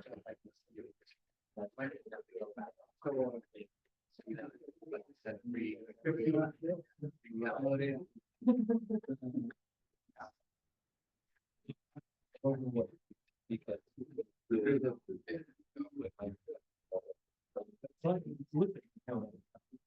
Yeah. So. I don't know, I think so. Yeah. Maybe I fixed it. No, I'm not. Read it, it could be computer browsing. So I found I had. Go up with.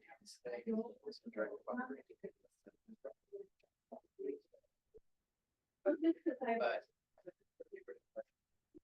Then everything's right. That's I'm gonna have to do about 2 months stuff in there and just clog it all up. I agree. I'm logging on so far, I should have counted it. I have to read it.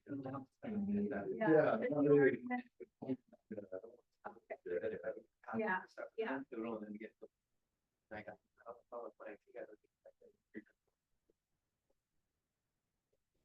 know anything about that, cleared all that. It did, it works. Yeah, I just went in, it said clean those two, and I gave an option to do it. I did the last. On the Dell computer.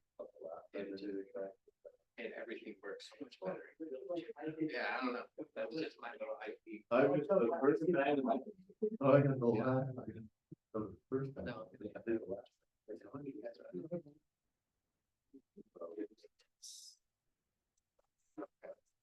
You guys do. Like the second, so we're kind of combining like two courses. Okay. Each.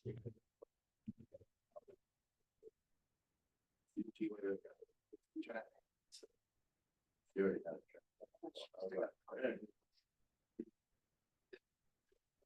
I had to come from, How are you? Centerville. I don't get. You did not dust. I got, I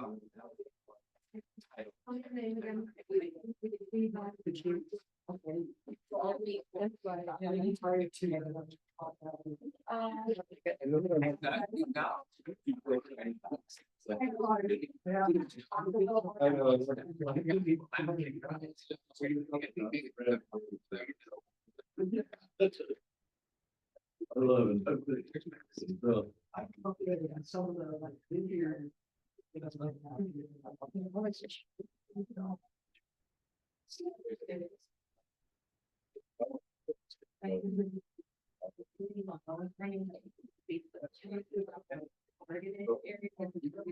right.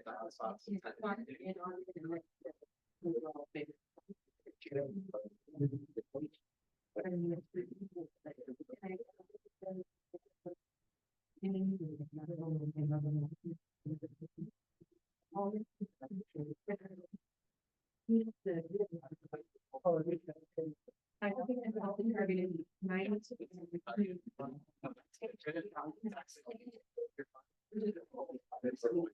Yeah. So if they thought that, like YouTube video, and it would like step by step. Oh, yeah.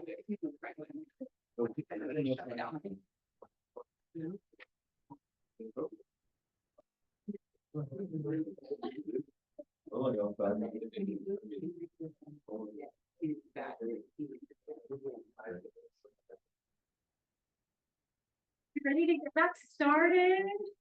We can make it out of here on time, not keep you guys as late as we did on Tuesday. So, okay, so this course is broken into 4 sections. Most of you guys have seen this. I'm just gonna go over it. So the real estate expert, lead generation, lead follow-up, and transaction. We're skipping around a little bit because part of being a real estate expert is knowing your value as an agent.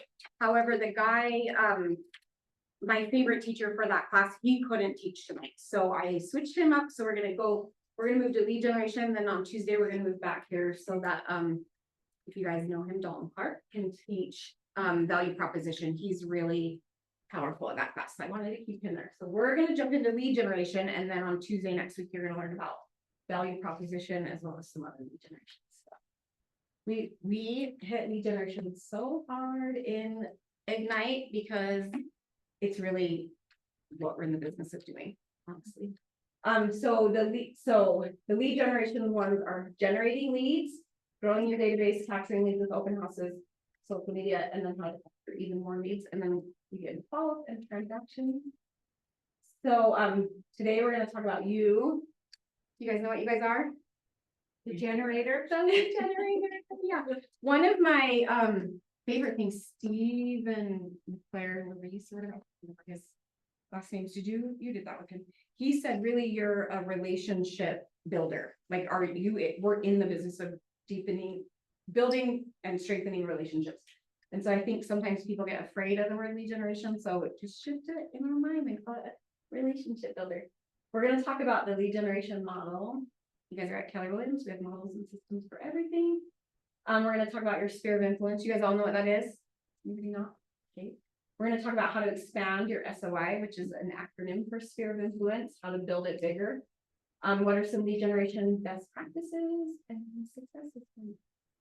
So, will someone read this quote? My fear of failure was greater than my fear of lead generating. Yeah, so it really, I mean, who feels this? Well, you get shut down hard, you know, I was door knocking. Going around and, you know, it's raining, it was hot, and I remember it was just kind of, so I'm like kind of sweaty and, you know, you're knocking and everything. Well, this one lady, she's taking her garbage can in it. But, you know, I'm like, hey, can I leave you a flyer for an open house I'm having just in your neighborhood here? And she's all, no. I'm like, okay, I said, you know, maybe if you want anybody you know that you possibly could have come visit, I said, I'm doing a raffle, and it's like, nope.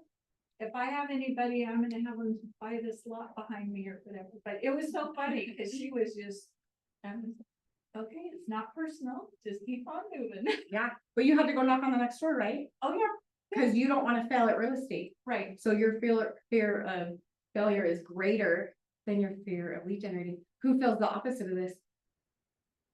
Right, most people are more afraid to lead generate than they are afraid of failure, or we see that in real estate. You guys have heard the failure rate in real estate? It's high. What did you guys say? Like 90% or what is it? 85. It's really high in the first year, 2 years, I mean, I guess it's 2 years, don't renew their license. And then, the people that make it 5 years, it's even, the failure rate is even higher to make it 5 years. So the way to succeed is to keep your fear of failure bigger than your fear of lead generating. Just get out there and lead generate so that you can't fail. Mindset is huge. I know we talked about, well, I guess Rusty said they didn't touch on that, but I did send a video in the email about mindset. I don't know if you guys, clicked on and watched that video, but their mindset is so huge. So you've got to do things all the time to work on your mindset. I personally teach a couple mindset classes. If you've ever taken my Thrive class, we touch on mindset in there. And then I have the deeper mindset class that's broken into 2 parts that I teach in coaching all the time. The reason why is because mindset is huge in this business, because there's rejection, there's mean people, right? The people that yell at you. And I've had people totally like scream at me about getting off their property, that I was trespassing. I've had people call me when I left a flyer on their door and tell me that I littered on their door and stuff. But I just have to, that's one, I don't even know how many people I've talked to. A lot. I mean, a lot. So They're angry for other reasons. yeah. And what people do, we gotta quit taking stuff personal. People don't do stuff because of me, they do stuff for them. Honestly. I'm sure everybody has a horror story. Everybody that's lead generating has a story about when somebody's mean to you. Do you know the best thing about that? You know, you have a story about somebody being mean to you and you overcame it. You kept lead generating. So I just want to make sure you never stop lead generating for the rest of your career in real estate. So we want to make sure that we're always lead generating. And so we want our fear of failure to be greater than our fear of lead generating. There's 6 core competencies of a business. And really, this is any business. Can you guys think of a business where they don't have to generate leads? Chick-fil-A. They do generate leads with a system and a model, actually. Like they're always along. Yeah. You said funerals, they still have to, Funeral home, but I guess, I mean, yeah, they have to, like my hometown, there was just one like show town, so I thought that they had monopolized the game. Yeah. But really, every business has to generate leads. So there's 6 core competencies of any business. The first one is to lead generate. Even like Walmart, right? They have to lead generate somehow. They chose a discount model this is just me, my opinion. I didn't like research why they did it, but they chose a discount model to capture us, to get us to convert to appointments. What's an appointment to Walmart? Us purchasing something, right? Like a buy. So every business has to lead generate. They have to capture the leads and convert them to a sale or an appointment. They have to present to buyers and sellers and get an agreement. We as real estate agents have to do that. We have to show buyers and market sellers. We have to write and negotiate contracts. We have to coordinate the sale all the way to closing. then we have to manage the money. What do you guys think brings us the very most value to a buyer or seller? To our lead? Yeah, which one of these would be the most valuable? Who said that? Who said 4? Yeah, so I agree. We're gonna talk about value and what value we bring as a person to the client, but I think our value as a real estate agent is really writing and understanding with intense knowledge those contracts. So study those contracts. Study them so much.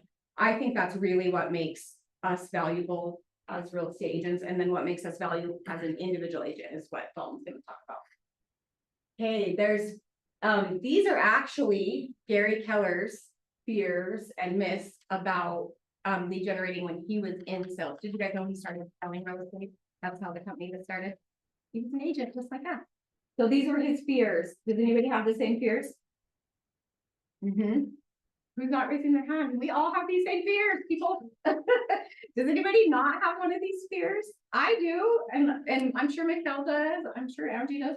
We have these fears, all of us do. What way did Gary overcome these? You guys know? It was a mindset. Yep, he shifted a mindset. So we'll see how he did that. So he just changed his wording around these fears. So instead of saying, I think lead generation is difficult, he was really confusing effort with enjoyment. Lead generation is actually easy. It's just not fun. There are ways we can make it fun, right? I run those lead generation days here that you can come participate in. I run contests in those, there's prizes, we play bingo with them. Like who can get hung up on, who can get yelled at, like honestly, like it's all part of we gotta make it fun somehow. What if you don't have time to lead generate? Who's got that, right? Like a lot of dual career. I'm sure you have that in your dual career. I've had that in I bet I came into real estate full time, just for being I didn't have another job when I started, but I still had that time thing because I have younger kids. So I had an issue of making time to lead generate and protecting that time. In my mindset class, you'll hear me and Russie says this a lot, and she's the one that taught me this, but I just have to say I'm a master my schedule. I put it in my schedule. It's what I have to do I don't know what to say, right? We have a solution for that. I had to get on the path of mastering the dialogue skills needed in this business. So we do have some script examples that you can work from and stuff, but ultimately mastering the art of communication with people, however you do that. I know the book of the month is The Full Fee Agent for the office. Have you read it? Have you read that book, Ronnie? The Full Fee Agent? Has anybody read it? Okay, I just started it a couple days ago on Audible on my drive here and drive home, and that's really what it's about, mastering the art of communication with people. Because what do we need to help them with? Whatever they need help with.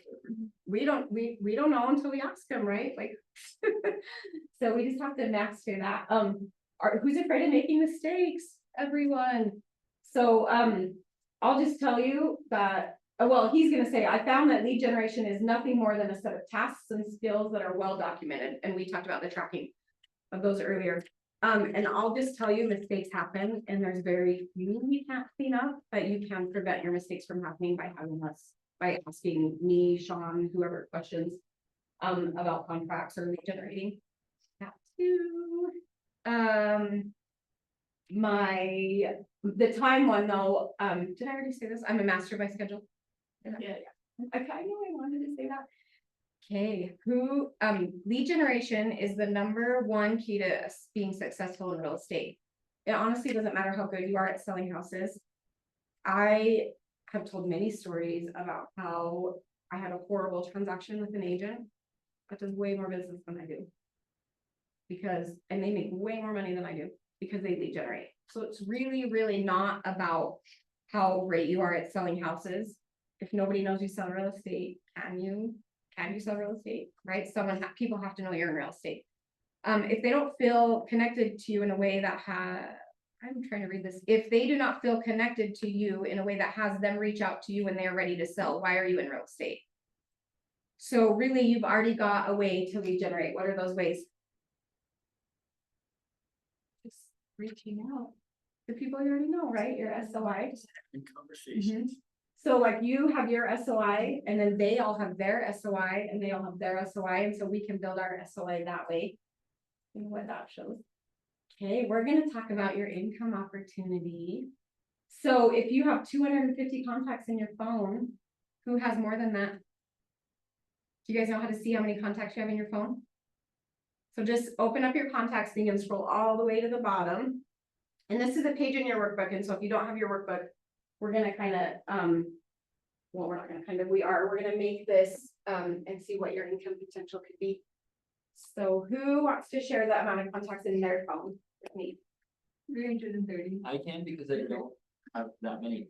Okay, I just realized this when I started trying to make phone calls, and it could be that I just got a new phone, and I think a lot of my old contacts didn't. didn't import over? Well, they did, but I just didn't care for them, and so. Right, yeah, and how do I see that? Scroll all the way to the bottom of the contacts. Okay, I only have 88 contacts. 88, okay, do you guys wanna use his number, the lowest number, or Natalia's that's probably more realistic for most people? 330. Okay, 330. So, and maybe we can do both, honestly. So I'm gonna put, she has 330 contacts in her phone. Do you guys each do this individually too, for your phone? So we know, I wanna read this actual statistics. We know, from the National Association of Realtors, the typical person moves every 8 years. And according to the 2020 census, the home ownership rate in the US is 64.8%. So if we can assume that 64.8% of your database is a homeowner, and your database will buy, sell, or buy and sell a home every 8 years. So that's how they came up with the 0.81. For that. I think that's interesting because people that don't own a home also still buy in our transaction, but they just take the off home sellers. So we're gonna do 330 times 0.081. What is that number? Yeah, I'll let you guys do it. It's yours. Yeah, 267.3. Do 0.081. So it's probably 26. 26. Okay, so we're gonna say 26. So he has 26 transactions in her phone right now. If she talks to all those people consistently in a systematic way. Okay, if 10% of those people, if 10% of the people in her database give her referrals, we know that she would get 33 referrals out of that, right? So what's 33 plus 26?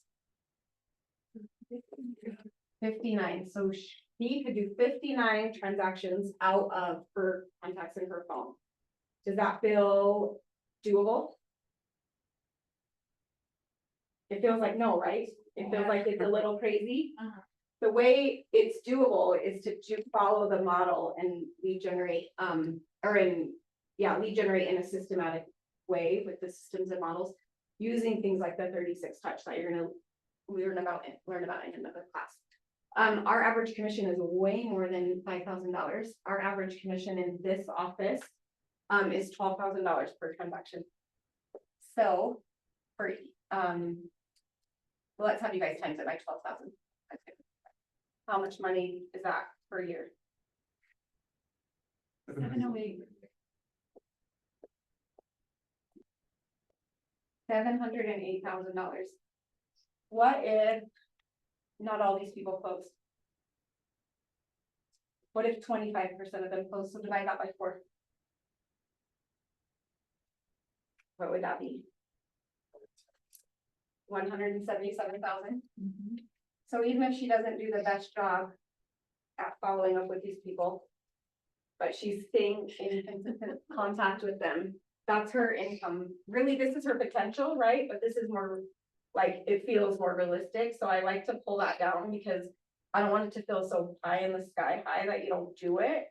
But really, if we divided that by 4, she's still gonna make $177,000. What if they don't live in the state? What if her SOI is from out of state? Right, she's still gonna get a referral fee on those people. And so that, I feel like that, dividing it by 4 calculates that into there. And I feel like you have to take minus 50% for taxes. Yeah, you guys talked about that, yes, Tuesday, right? We talked about the dollar breaking down. For sure. We see, I don't remember if, I don't think this is a slide in here. We track everything in real estate at Keller Williams. We see people that have more than 201 people in command that they're systematically marketing to always make over 150,000. I think it's like 178. For 201 contacts. So even with less numbers, we're seeing people make about that 178 number in there. Who wants to share their income, what it would be from the contacts in their phone? What would yours be? $94,089. Off 88 contacts. And he already got rid of the, well, I wanted to say garbage, but I was like, that's those mean people garbage contacts. But he already got rid of those, so, and he could make almost $100,000 in real estate. Does that make you want to call the people on your phone? Okay, so since you guys have your phones out, why doesn't everybody just pick any contact and you can text them or call them and set up a coffee appointment, and whoever gets the first appointment, I have a prize for you. And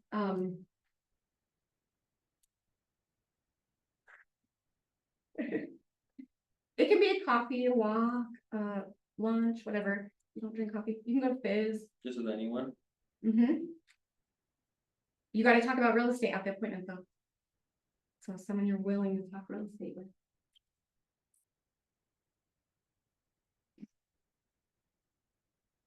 So once you guys are all done texting, then we'll move on, and then if you get an appointment, just yell it out. I got it.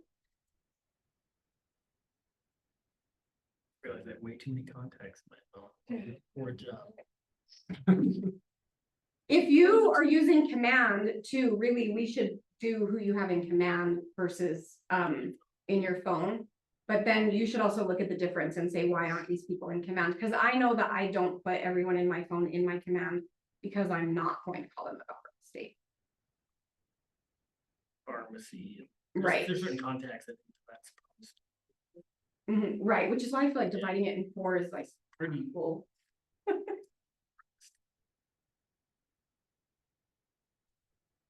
Because we see the 201 be 178 though.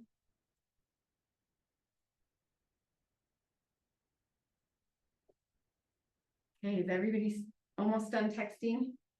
When you're done, then put your phones down so I know.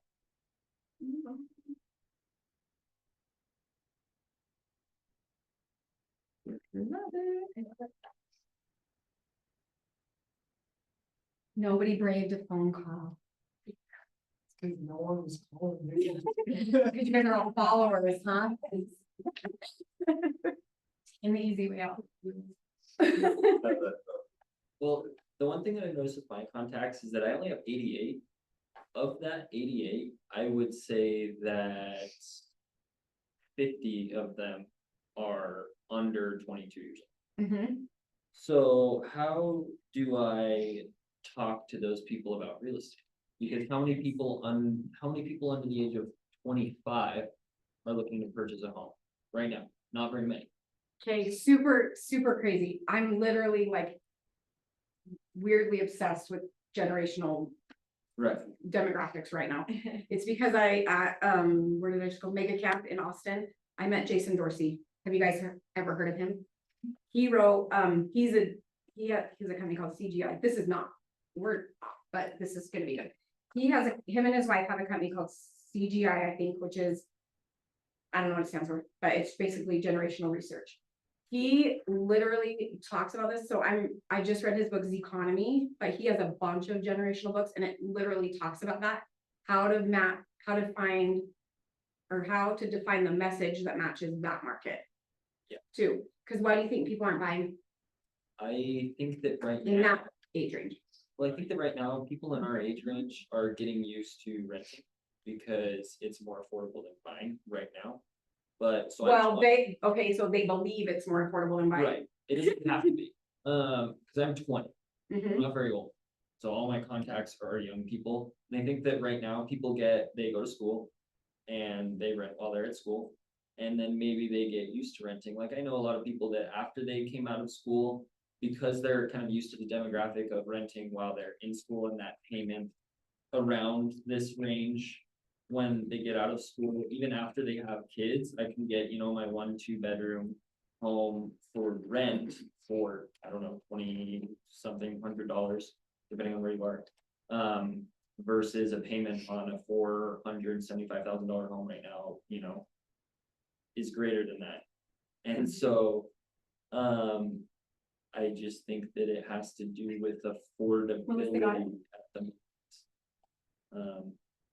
And it's just right now, maybe Okay, renting is less. I haven't listened to that. okay, let's hear your, Yeah, cause a lot of, I'm 22. Yeah. So a lot of my friends are like getting married. and brand new married.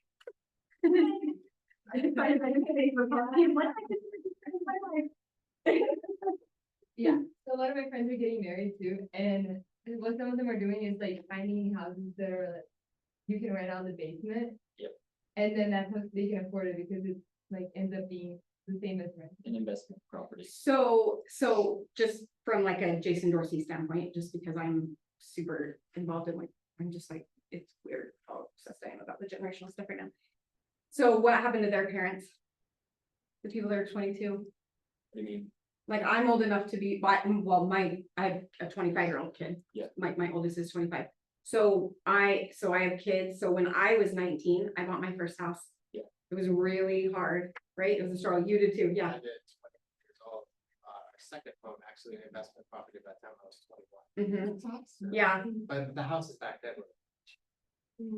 so, okay. Still. Perfect. So you're eating out. You're literally feeding right into this. That's what the parents are telling the 22-year-olds. The houses right now are too expensive because when I bought a house, my first house was $112,000. Why would you spend $475 on a house?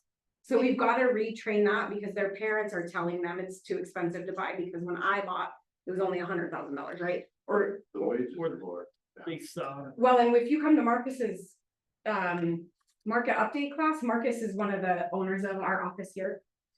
And they do market updates all the time and they show that. They show inflation, wages have kept up with house prices. For sure. We first, I'm your age, when we got out there, it was $4.25 an hour is what we were making at first. I remember my first job, I made like $6 an hour. I see what you're saying. The difference is everything else is inflated at much higher, so our money doesn't go as far. Yes. Right, so I see, I'm on this. So, so what we gotta do is find that message that matches that market, which is that ADU thing. So, and also. Parents are saying to their kids, when I was your age, a $475,000 house looked like this, right? And then, so then these kids are expecting to buy their forever home right now. And I say these kids, I don't mean that like derogatory. Yeah. Cause I'm looking at my own kids too, cause I have, I have 3 kids over that are old enough to buy a house. But, so I lost my train of thought. So expectation. yeah, their expectations of buying their forever home is very, that's what they think they're buying, because that's what a lot of parents bought. My mom lives in the house I was born in. To this day, we moved all over, whatever, she rented out, she moved back, she still lives in the house. It's crazy to think that, because that was how that generation worked. So I think kids nowadays, this younger generation, some of them come in with the unrealistic expectations that they have to buy their forever home. Instead of buying a 2-bedroom, 1-bath condo, or a 1-bedroom, 1-bath condo, or a flipper. Yeah, tell me. I got into like the. Okay, you got an appointment? Yay, we have 2 appointments. Keep telling me, you guys get them. So, so I think adjusting their expectations, like, hey, what if you could live in this 1-bedroom, 1-bath apartment or condo or whatever for 1 year or 2 years, and then maybe we could look at renting that out, and then you could build your wealth from there, because then you could be buying your second home year at 21. But I think we just have to match that market, and then getting to know the market, like what Mikhail was talking about. I know that there's $20,000 first-time home buyer grants that aren't getting marketed enough right now. They're for homes under 4. I think it's 475. That's the number that comes to my head.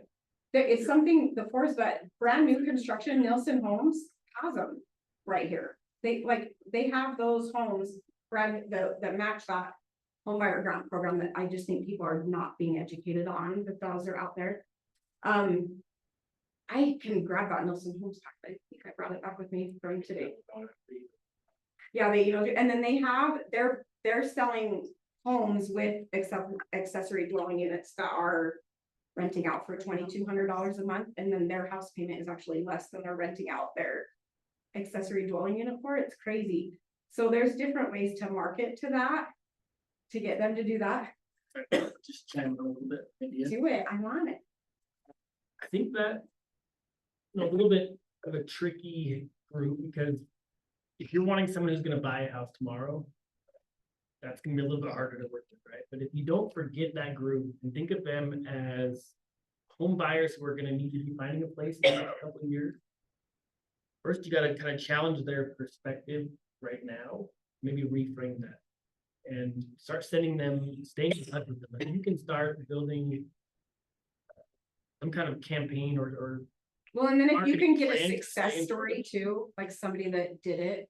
So instead of marketing to the people that are my age right now to be able to purchase a home at the moment, instead of that, it could be reframing their mindset as to, hey, maybe you could, or hey, maybe homes aren't quite as unaffordable as you thought they were, and here are some things that you can do in order to purchase a home or purchase investment. Get on property, the road to or Yeah, I would that start sort of thing. giving them tips on like how to build their And credit. because they're my friends, you could update them and be like, hey, I have this great idea of how I'm gonna buy my first investment property.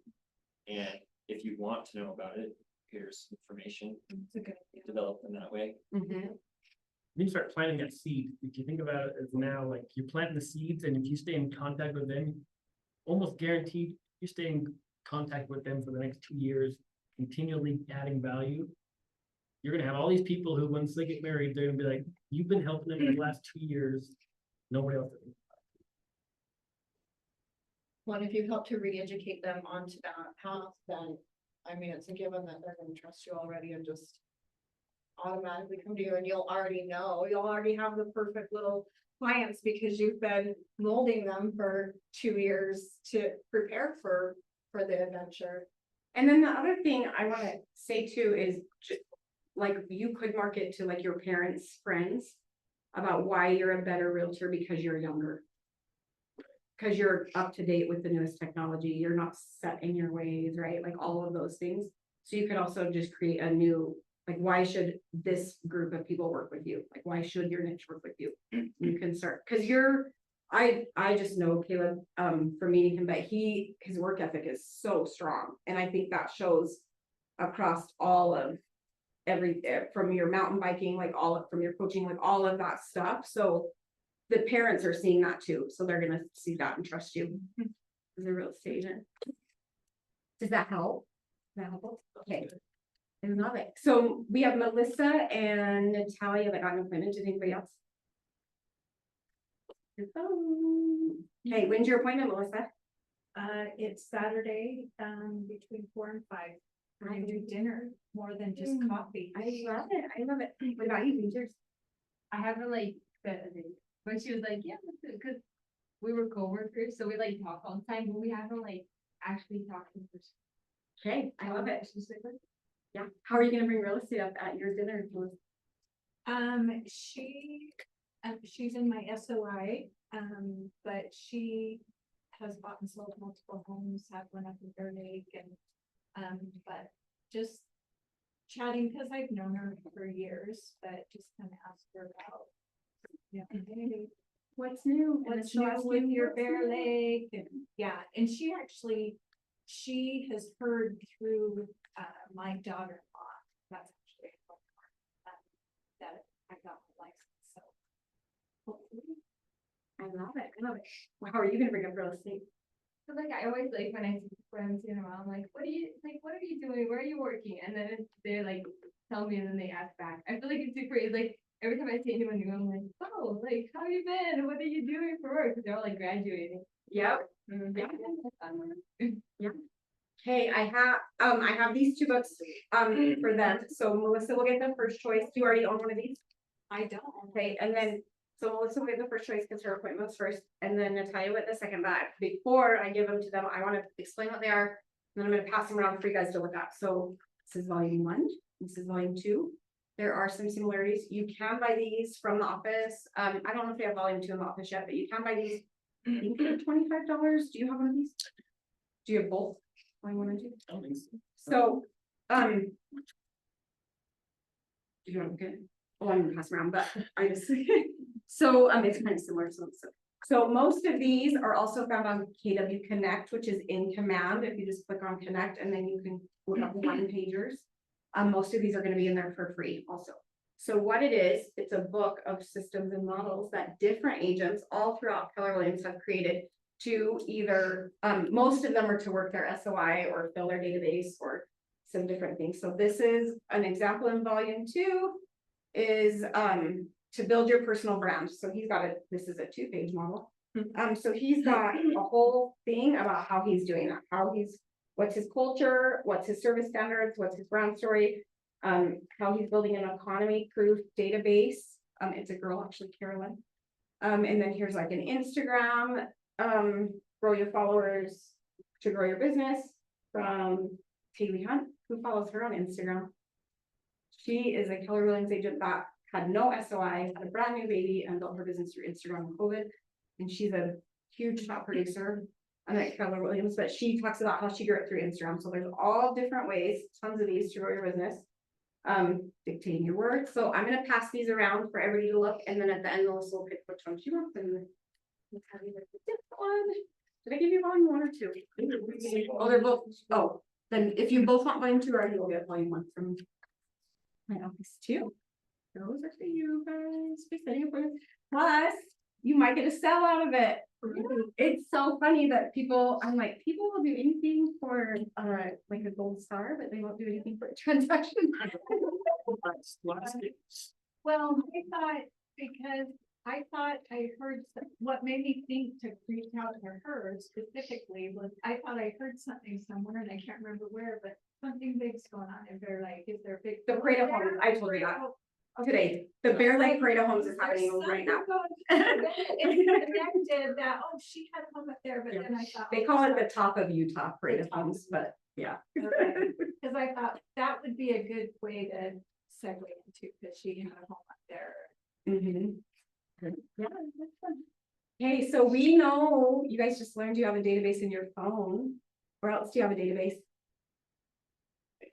Yep, Facebook, email, Instagram. Old work contacts, my LinkedIn. Yep, your LinkedIn. Neighborhood. Yep, your neighborhood. Yep, your spouse's contact. Church, work, right? If you're a dual career. So how can you keep track of all that? And in your database. Put them in your database. Did you see how it would be hard to keep track of everybody that's in your spouse's phone and everybody that's in your phone and everybody that's in Facebook and Instagram and LinkedIn and Snapchat and all your neighbors, like separately, like just like that? It'd be really hard to keep track of, right? So, so putting them in, we provide command, as one of the things. You can use any CRM. I honestly don't even care if you use a spreadsheet, but keep them all somewhere that you can systematically communicate with them. What I really like about command is, that it's all the systems can run. I totally use command as leverage to automatically send out the emails twice a month for me, and to send out some text messages and things for me. Hey, what ahas did you guys get? Ahas mean agents helping agents. I think mine was about, contacting young people. Love it, love it. I just piggyback off that. So when I started a little over a year ago, I had the same thing. It was like all the people that I know are not gonna buy a house with me. So how am I supposed to talk to them? But just like what they said, you just gotta be patient with the people we talk to, because we do have some colleagues that did buy their house and they do live in the basement and rent out the upper unit. So it is possible, maybe we'll start to do that. Just know that it's not gonna come today, but it will come in the future as long as we keep working. That was how. Thank you. I think it's a good demographic, because you know that they're at some point gonna need to make a move. Like you can't just stay in their house forever, so it's a little harder, but these people, they want to buy a house. Know that there's a good chance that, yeah, they'll be moving, want to move in the next few years, versus some people that have already bought a home may not be moving for 30. Well, and what if they don't don't want to be tied down, right? Like, are you hearing some, do you think you might hear some of that? Like, did you guys hear some of that in that age range? Like, they don't. Really not here, maybe like, Or I just like- feel like you guys, like, I feel like everyone that I know, like, they wanna stay here. They're like ready, yeah. So sometimes they could even just buy like an investment to Airbnb it. Like there could be different ways to build their portfolio without them being owner occupied. Multifamilies, great thing for, you present opportunities like that. Find a duplex. That's what I'm having my kids do, is buy a duplex, live in one side, because you can buy it with an FHA loan for 3.5% down, which, right, is my commission, their payment. So they can, and then they can live in one side and rent out the other. And they count rents, yep, FHA will count that rent towards their income. Tips like that would, what I would be slowly dropping them. Yep, for sure, for sure. Any other ahas? It does, those tips don't have to just be for that age group too. For all age groups. For sure. Okay, we have a lead generation model. So first thing you're gonna do is capture the lead, however you do that. We have prospecting and marketing, so we're prospecting based, which is talking to people, marketing enhanced, which is the social media, the different ways you can market business. And we're gonna talk about those deeper, I think it's in another class. So. And then, so once you've captured the lead, however you got them out, so if they're in, right now, we just talked about all the databases you have, right? Your social media databases, your neighbors, your phone, your spouse's phone, all of that. Or open houses, door knocking, the expired is the first sale by owner. So once you've generated the lead, and a lead does not mean that they are ready to buy, in this instant, a lead does not mean that they're ready to buy or sell. It just means somebody that you're gonna drop into your database, that you're trying to get into your, in communication with about your database. So then they go into your, so you're gonna put everybody into your database. And then we're gonna start forming relationships with them. So if we're in the middle of forming a relationship with them, and they're gonna talk about how to do that in I think it's Grow Your Database, which is, we use an 8x8, if you guys have read the MRE. To do that, so then you form relationships with them, and then they become a contact. Now that they're in relationship with you, they know you, you know them. Then we're gonna strengthen the relationships we have with them. So some people can just go straight into your database and be on a 36 touch, which is how we're gonna strengthen those. You're gonna learn about those, like what those actually mean in a future class. And then we're gonna cultivate those contacts for conversion. So interactive and needs-based offerings, which is literally what we've just been talking about with the different demographics. Then they're gonna work with you. They're gonna work with you for the first time. They're also gonna repeat work with you, and they're gonna send you referrals. And those referrals go right back up into your database. You build a relationship with them, you strengthen it, and just rinse and repeat through a little cycle. Does anyone have any questions about this model?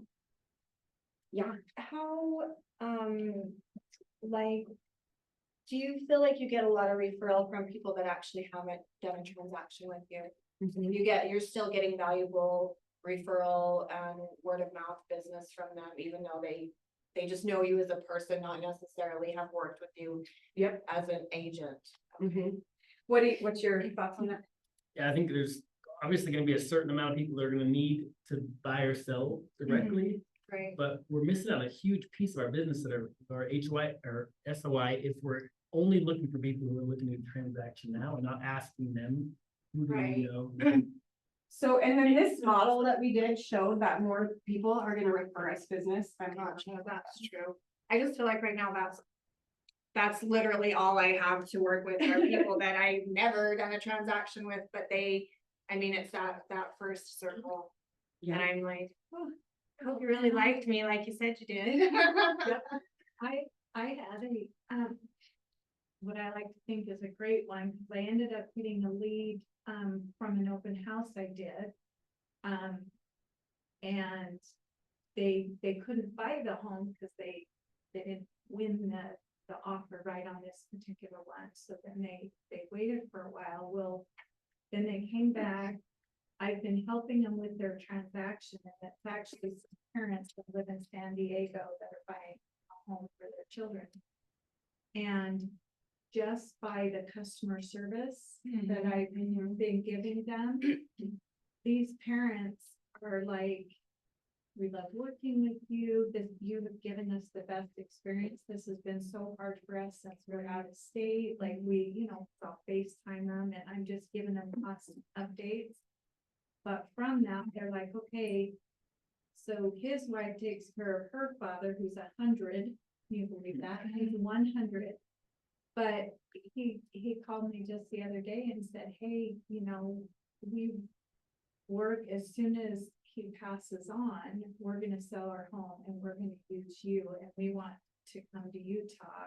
And anyway, Oh, live by the kids and run a house for you. yeah, but it's just because of that relationship though, and then I know that if he knows anyone, he would recommend me, so I just think, like you're saying, I think it's huge how we perform as well and be as professional as we can, and even being new, you know, you're just trying to make sure that we're looking out for their best interests.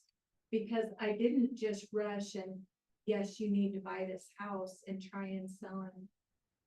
There were a few that I literally said, I will not let you buy this home.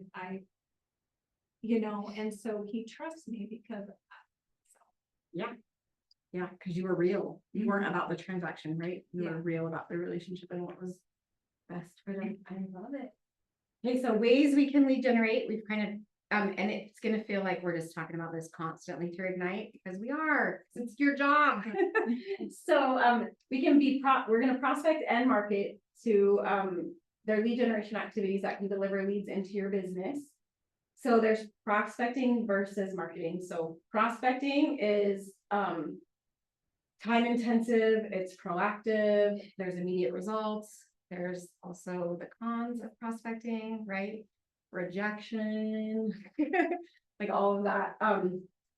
That's not fun about it. It gets kind of monotonous and boring sometimes. I mean, we can do our best to make it fun. And then there's marketing, that's money intensive. You've got to spend money on the flyers or the ads. It's passive and it produces long-term results. So like I was talking with Ari today, like if like one of her goals is to get known, right? And so you've got to use marketing to get known, but you've got to use prospecting to get business now. So, so we can do flyers and all that stuff to get known, and you've got to do it consistently. How long did you farm? Because you market your farms, but you also prospect them. How long did you market your farm before you got a transaction out of that? I know I asked you this. Mine's a little bit different because my SOI kind of for my neighborhood was in the farm. So he picked his farm based on where he lived. Then he picked it on the neighborhood he lived in, so it was part SOI. So I would say. And then you got a marketing new piece farm. didn't really start happening till a little bit later. Once I had sold a few homes in the neighborhood and started kind of having more results there, then I started putting more effort into the marketing piece. And been doing that for 4 years. Yeah, so they say, and when I say they, I just mean Keller Williams studies, that a lot of times that farming is really gonna be like a year or more long-term marketing to them consistently with money backing them. Not for free, but you could door knock, which is prospecting with marketing your farm to get it quicker. You guys have any other marketing examples versus prospecting that you guys wanna share? That you can think of? Well, that's kind of my model, like I'm doing open houses. Yep, and your newsletter is And my marketing. newsletter is kind of my draw, you know, and then that's the way that I long-term market to them after I've collected that information immediately. Hope, you know, if they're an open house, maybe they are more immediately in the market, but if not, I still have the long-term contact and maybe they'll tell somebody else about how cool it was that they get a puppy newsletter. No, I don't know, you know? Yeah. So So, a good way to get their information though, because I find at the open houses, a lot of them just don't want to give up that information. And so I really like that idea, because I just really struggle, because I struggle with feeling too salesy, like, give me your information, you know? I feel like a lot of people want something back. Yeah. A lot of times. I did my raffle. Yeah. well, I- it's and for that's sure an good, energy that's exchange. good. It's for Yeah, sure an energy yeah, exchange. yeah. You've got to provide value to get there. And when you tug on the heartstrings, it kind of makes it more of a warm, kind of accepting That's a great idea. And it's also a true passion of yours. It So, really like, is. I I mean, can, yeah, right. I can start it again. on- Yeah. So, so what I'm gonna say about lead generation and the prospecting versus marketing is I really think you need to pick up to, so like the max of 3 lead generation strategies and go as deep as you can and really master those lead generation strategies before you try to spread yourself so thin, doing a little bit here and a little bit there and a little bit there.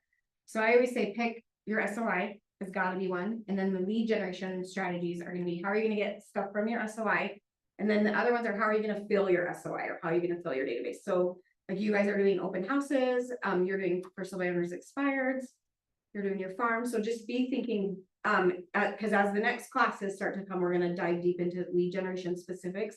So really, and you don't have to decide now, you can listen to those classes first before you decide, but just start thinking, what are the 3, and honestly, you could start with just 2, your SOI and 1 other, but what are you really going to master and get really good at before you start picking up the next ones?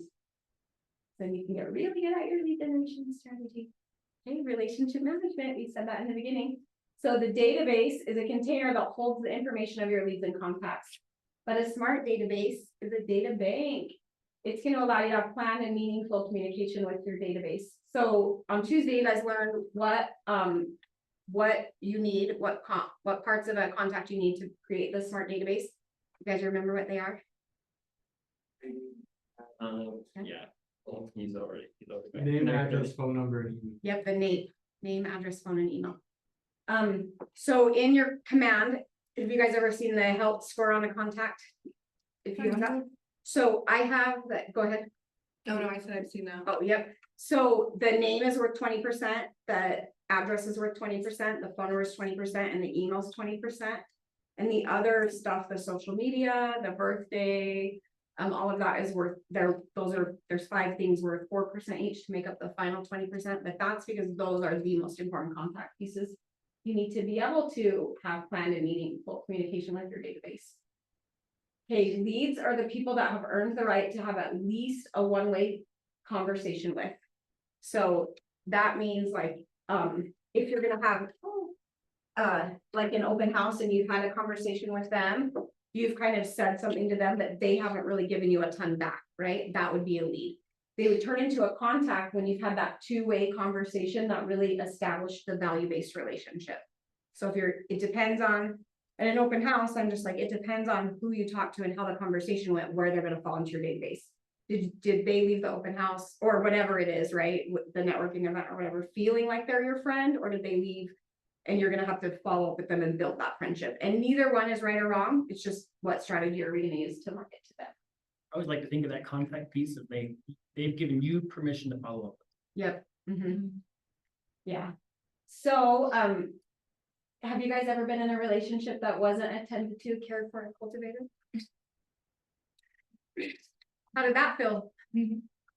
Okay, is that how we want to treat our relationships in real estate? No, we've got to help them to feel attended, cared for, cultivated, and valued. And I always have valued in their, and we do that by being interactive with them and having needs-based offerings. So I always like to end the phone call, like, is there anything you need help with? Is there anything I can help you with? And I really mean anything. It doesn't mean I'm gonna be able to like go move their couch or whatever. If they're like, yeah, I need help moving a couch, but it does mean, hey, I can throw out a social media post for them, or I can maybe recommend a mover. Right, it doesn't mean I have to do the exact item, but I can do something to help them with that. So there's all kinds of communication, phone calls, emails, text messages, face-to-face, and Keller Williams, the Keller Williams app, and handwritten communication. In command, if you search my name, it's ALYSON under the library, the SmartCon library. You search my name, or you can search KW Success. I think it says KW Success Launch 8x8. There's an 8x8 in there for all your new leads that you get from anywhere. I developed this 8x8, so anywhere they come from, you can just use this to communicate with them. And it's got all the ways of communicating with them. All of these are on there. So it's just over an 8x8, and you're gonna learn about this in another class, but is 8 weeks of communication, or 8 communications over 8 weeks to be able to build that relationship with them. So this works even if you're new in real estate or not new in real estate, and these are new database apps. And it even works if your SOI is not in Utah, because there's a referral fee in there. You can help people anywhere. Can you guys think of any other types of communication that you might be able to do with someone?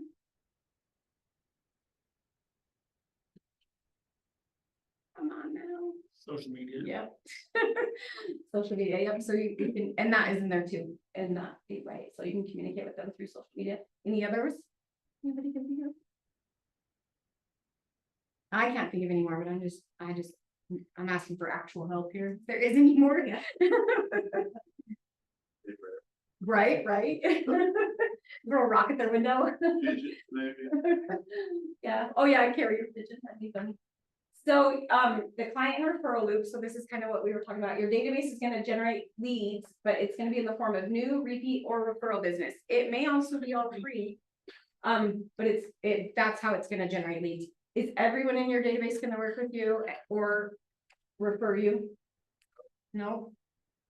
And so we can get strategic about who's the top of our database, right? Like we're gonna create that, who's basically our VIP or our raving fans. And we're gonna treat them with a little bit more care, a little bit more value than we're treating the people that have never sent us anybody. Okay, we're gonna put it all together, so lead generation never ends. It's best when it's time blocked and it determines the size of your business. So, who uses a Google Calendar? Who doesn't? What kind of calendar do you use? Do you use? I just have a calendar that's on my phone, but I've noticed with these classes, some of the things won't add to my Apple calendar. I know it bugs me too, because I'm not. Yeah, so. I can move to Google, just because like, but I do have all the Google calendars syncing to my Apple calendar now. Okay, probably. For that. Who else? Does anybody else not use a digital calendar? Okay, who has lead generation time blocked in your calendar right now? What time is it at? I do 9 to 11. From 5:30 to 7. Okay. So who else has it time blocked? I just know that it has to be done like the first 3 hours before lunchtime, basically, or it's just the way that I am, like I'm not an evening or afternoon person, it's gotta be kind of taken care of. Yep, well, and we say master the morning, right? Not really own your morning, own your day.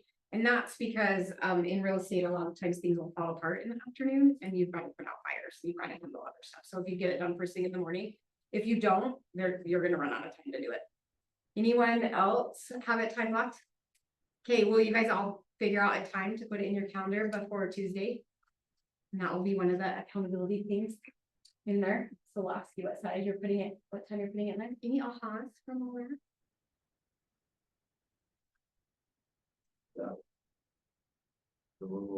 Yeah, your phone. Yep. Okay, and that, I mean, really, we talked about all this stuff. We can go through the slides, like where you can find the sphere of influence, how you're gonna categorize it.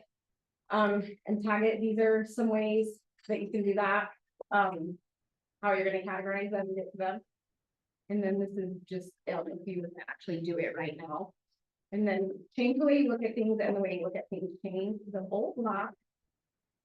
And then how can you expand it? We've kind of talked about this. You just gotta ask them for more, strengthen your casual connections, join groups. That connect you with people, that's like your motorcycle racing thing. Getting referrals and then gathering leads from your sphere of influence. So here's some scripts that you can use. And the scripts are also getting sent out in email. You know, we ran out of time, so I'm just trying to run through. So really the best practices are track your lead sources, audit your lead sources, diversify your database, and be consistent. So those of you guys that have been in the business for a while and have closed a couple of transactions, just really go back through all of your past transactions and look at where they came from. And then double down on that lead generation. Right? Be able to invest more money into that or time into that, because that's where your lead, that's where your business is actually coming from. And then time off. Right? Basically all of it. Okay. Anyone have any last thoughts or questions or anything? Thank you for your time. I know you guys invest a lot of time in our training and we appreciate it. Well, you know what, how you can thank us? Invest a lot of time in lead generation. Implement like one thing at least. Honestly, that is why we do this, is because we want to see people succeed. So when we see people implement what we're teaching, it really does. Well, provide and I value back think to us. Keller Williams, at least, I mean, and I've only been a broker, but, it, because this business is such a big mindset, this company or this group, whatever, you just can tell and feel that, and you can just get the energy just from being in the room with this team of people. Well, and you guys are all learning from each other too, which is what is so great about all of this too. It's not just a video you're watching. Thanks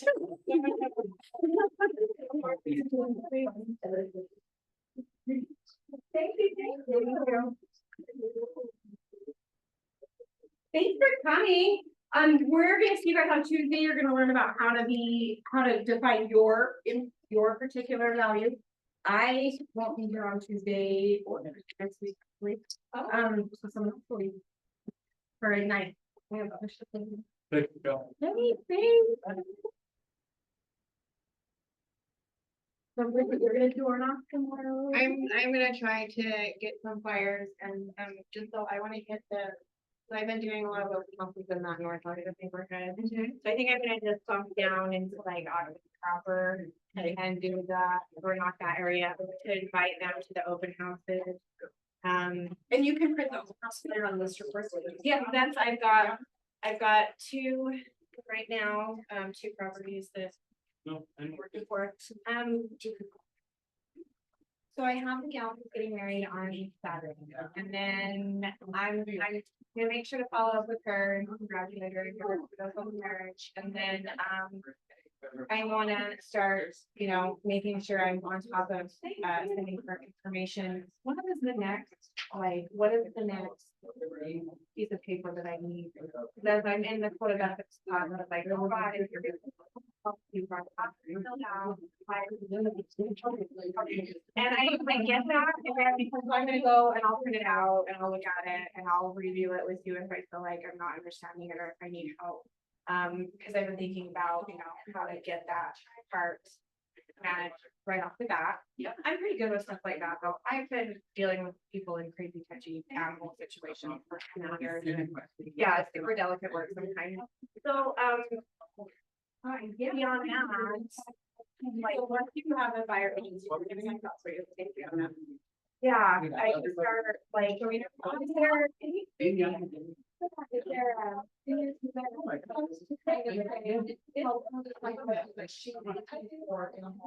of narrow it down, so that's kind of, I mean, I think something for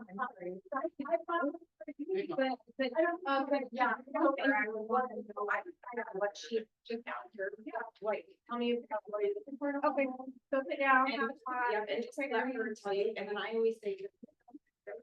Yeah. Until they think they're enough about, so I get all of it. I know, we talked a lot about, her location and the different reasons for that, so. All right, would that be like an appointment? Yep, I would do my consultation appointment. Okay. And not very good. Okay. So she's gonna go to and go all the way. Everything she's wanting in a home, and then also talk about the price range. Okay. Yeah. And then really, you're gonna kind of know. Hopefully you'll not, but if it's. Yeah, does she want a 5-bedroom for that home? Is there in Heber? Is she really right? Is there maybe some context that I can also that if I don't forget to ask, like, oh, have you thought about this? Or, yeah, so what are you talking about? I just want to be prepared when we get to that. I have a whole review. It is not updated. Okay, I'll keep that for you though. But, Everything was all comparable, even when I'm on my first house. I was out. Just getting ready to turn. That's fine. I'll read it to that person. Yeah. know. And then I'm gonna, 2 years. I'm gonna be working on how to fit into like my marketing. It's kind of the way that I want to, I'm trying to entice people to know. So. Yeah, I think inviting. Well, for and then SOI instead of the open house, or instead of the open house sign and sheet that comes off of those reports, what I've done is I've copied that a little bit. And I put my branding on it, and I've just added the blurb about the one-on-one so that they have a reason to even fill it out. Yeah. Right now, I think we're trying to build. Okay. So that way I can build it exactly how I want it. That within the budget that I would like. I think that, so this is really important for me, for when I I like. was hosting often is I would invite my SOI. Them just through email. Okay. And then everybody that I've met at previous house, they let them know I was hosting. Okay. And I would do that through text. Okay. And they would literally come back and see them. And I knew that they're like they were really. Right. And it was funny because they would go, like these people, I met them in the road. They wanted to be For a couple of. no, and they've never, but they just did it. They just never know, right? Yeah. And not just straight, that's their way to strengthen that relationship. Right. Okay, that's good to know. Like I made it an event on social media and stuff, but, and I bought some stories and I like that interaction with people. Yep, just BRID. PHI. Yes. Is okay. So I just. And you're gonna have the buyer come to take it, the buyer work, but either not updated. Okay. You're gonna buyer, you know what? Okay. Okay, yeah, I will know. And then, Those spray cuts. coming. I'm gonna send you one other thing, which is a, you should have got the element packet in your email for the night. And Bradley's sending those out, right? They're going to not my Keller Williams email, they're going to one of my other, can we get that changed? Yeah. Yeah, I can. Cause I have, like, even just the digital work, but I had to search for it, I have like 5 emails, I'm like, where did it go? Why isn't it, why am I missing stuff? That's exactly what Yeah. Like, make it so you're only putting out $500 a month. Yeah, I'm hoping to get really good at what happens when I can get people for their. Maybe that for a couple of years. Exactly, it worked out. So, I know what I. So I just forwarded you this, you know, that in the email. one thing I took. okay, yeah. This is. Oh, it's your. But you did see this? Ignite. Well, in the one that Bradley sent me, I think it also had the digital work. Perfect. So this is a toolkit. So there's a buyer lead sheet in here that you can look at to fill out like with. So it's gonna ask just some other questions, but it's like, about the home and then like what is about when do you need to be in your home, but then you're gonna wanna ask questions about her home, like what are they in particular. Right. And I just put that, until they say nothing and then make sure they're, if they have a. I'm like, super detailed, I'm like, what? And start looking at those homes first. Is it fair to say that I would be eligible to also help with the sell their other home, like, yeah, that happens kind of in the same. Yep. So, all right, well, that is the, That would be a great. big deal.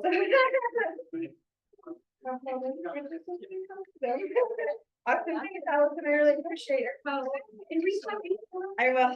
Oh, I think you know I will. I want you to, thanks again. And I can get you that tonight or.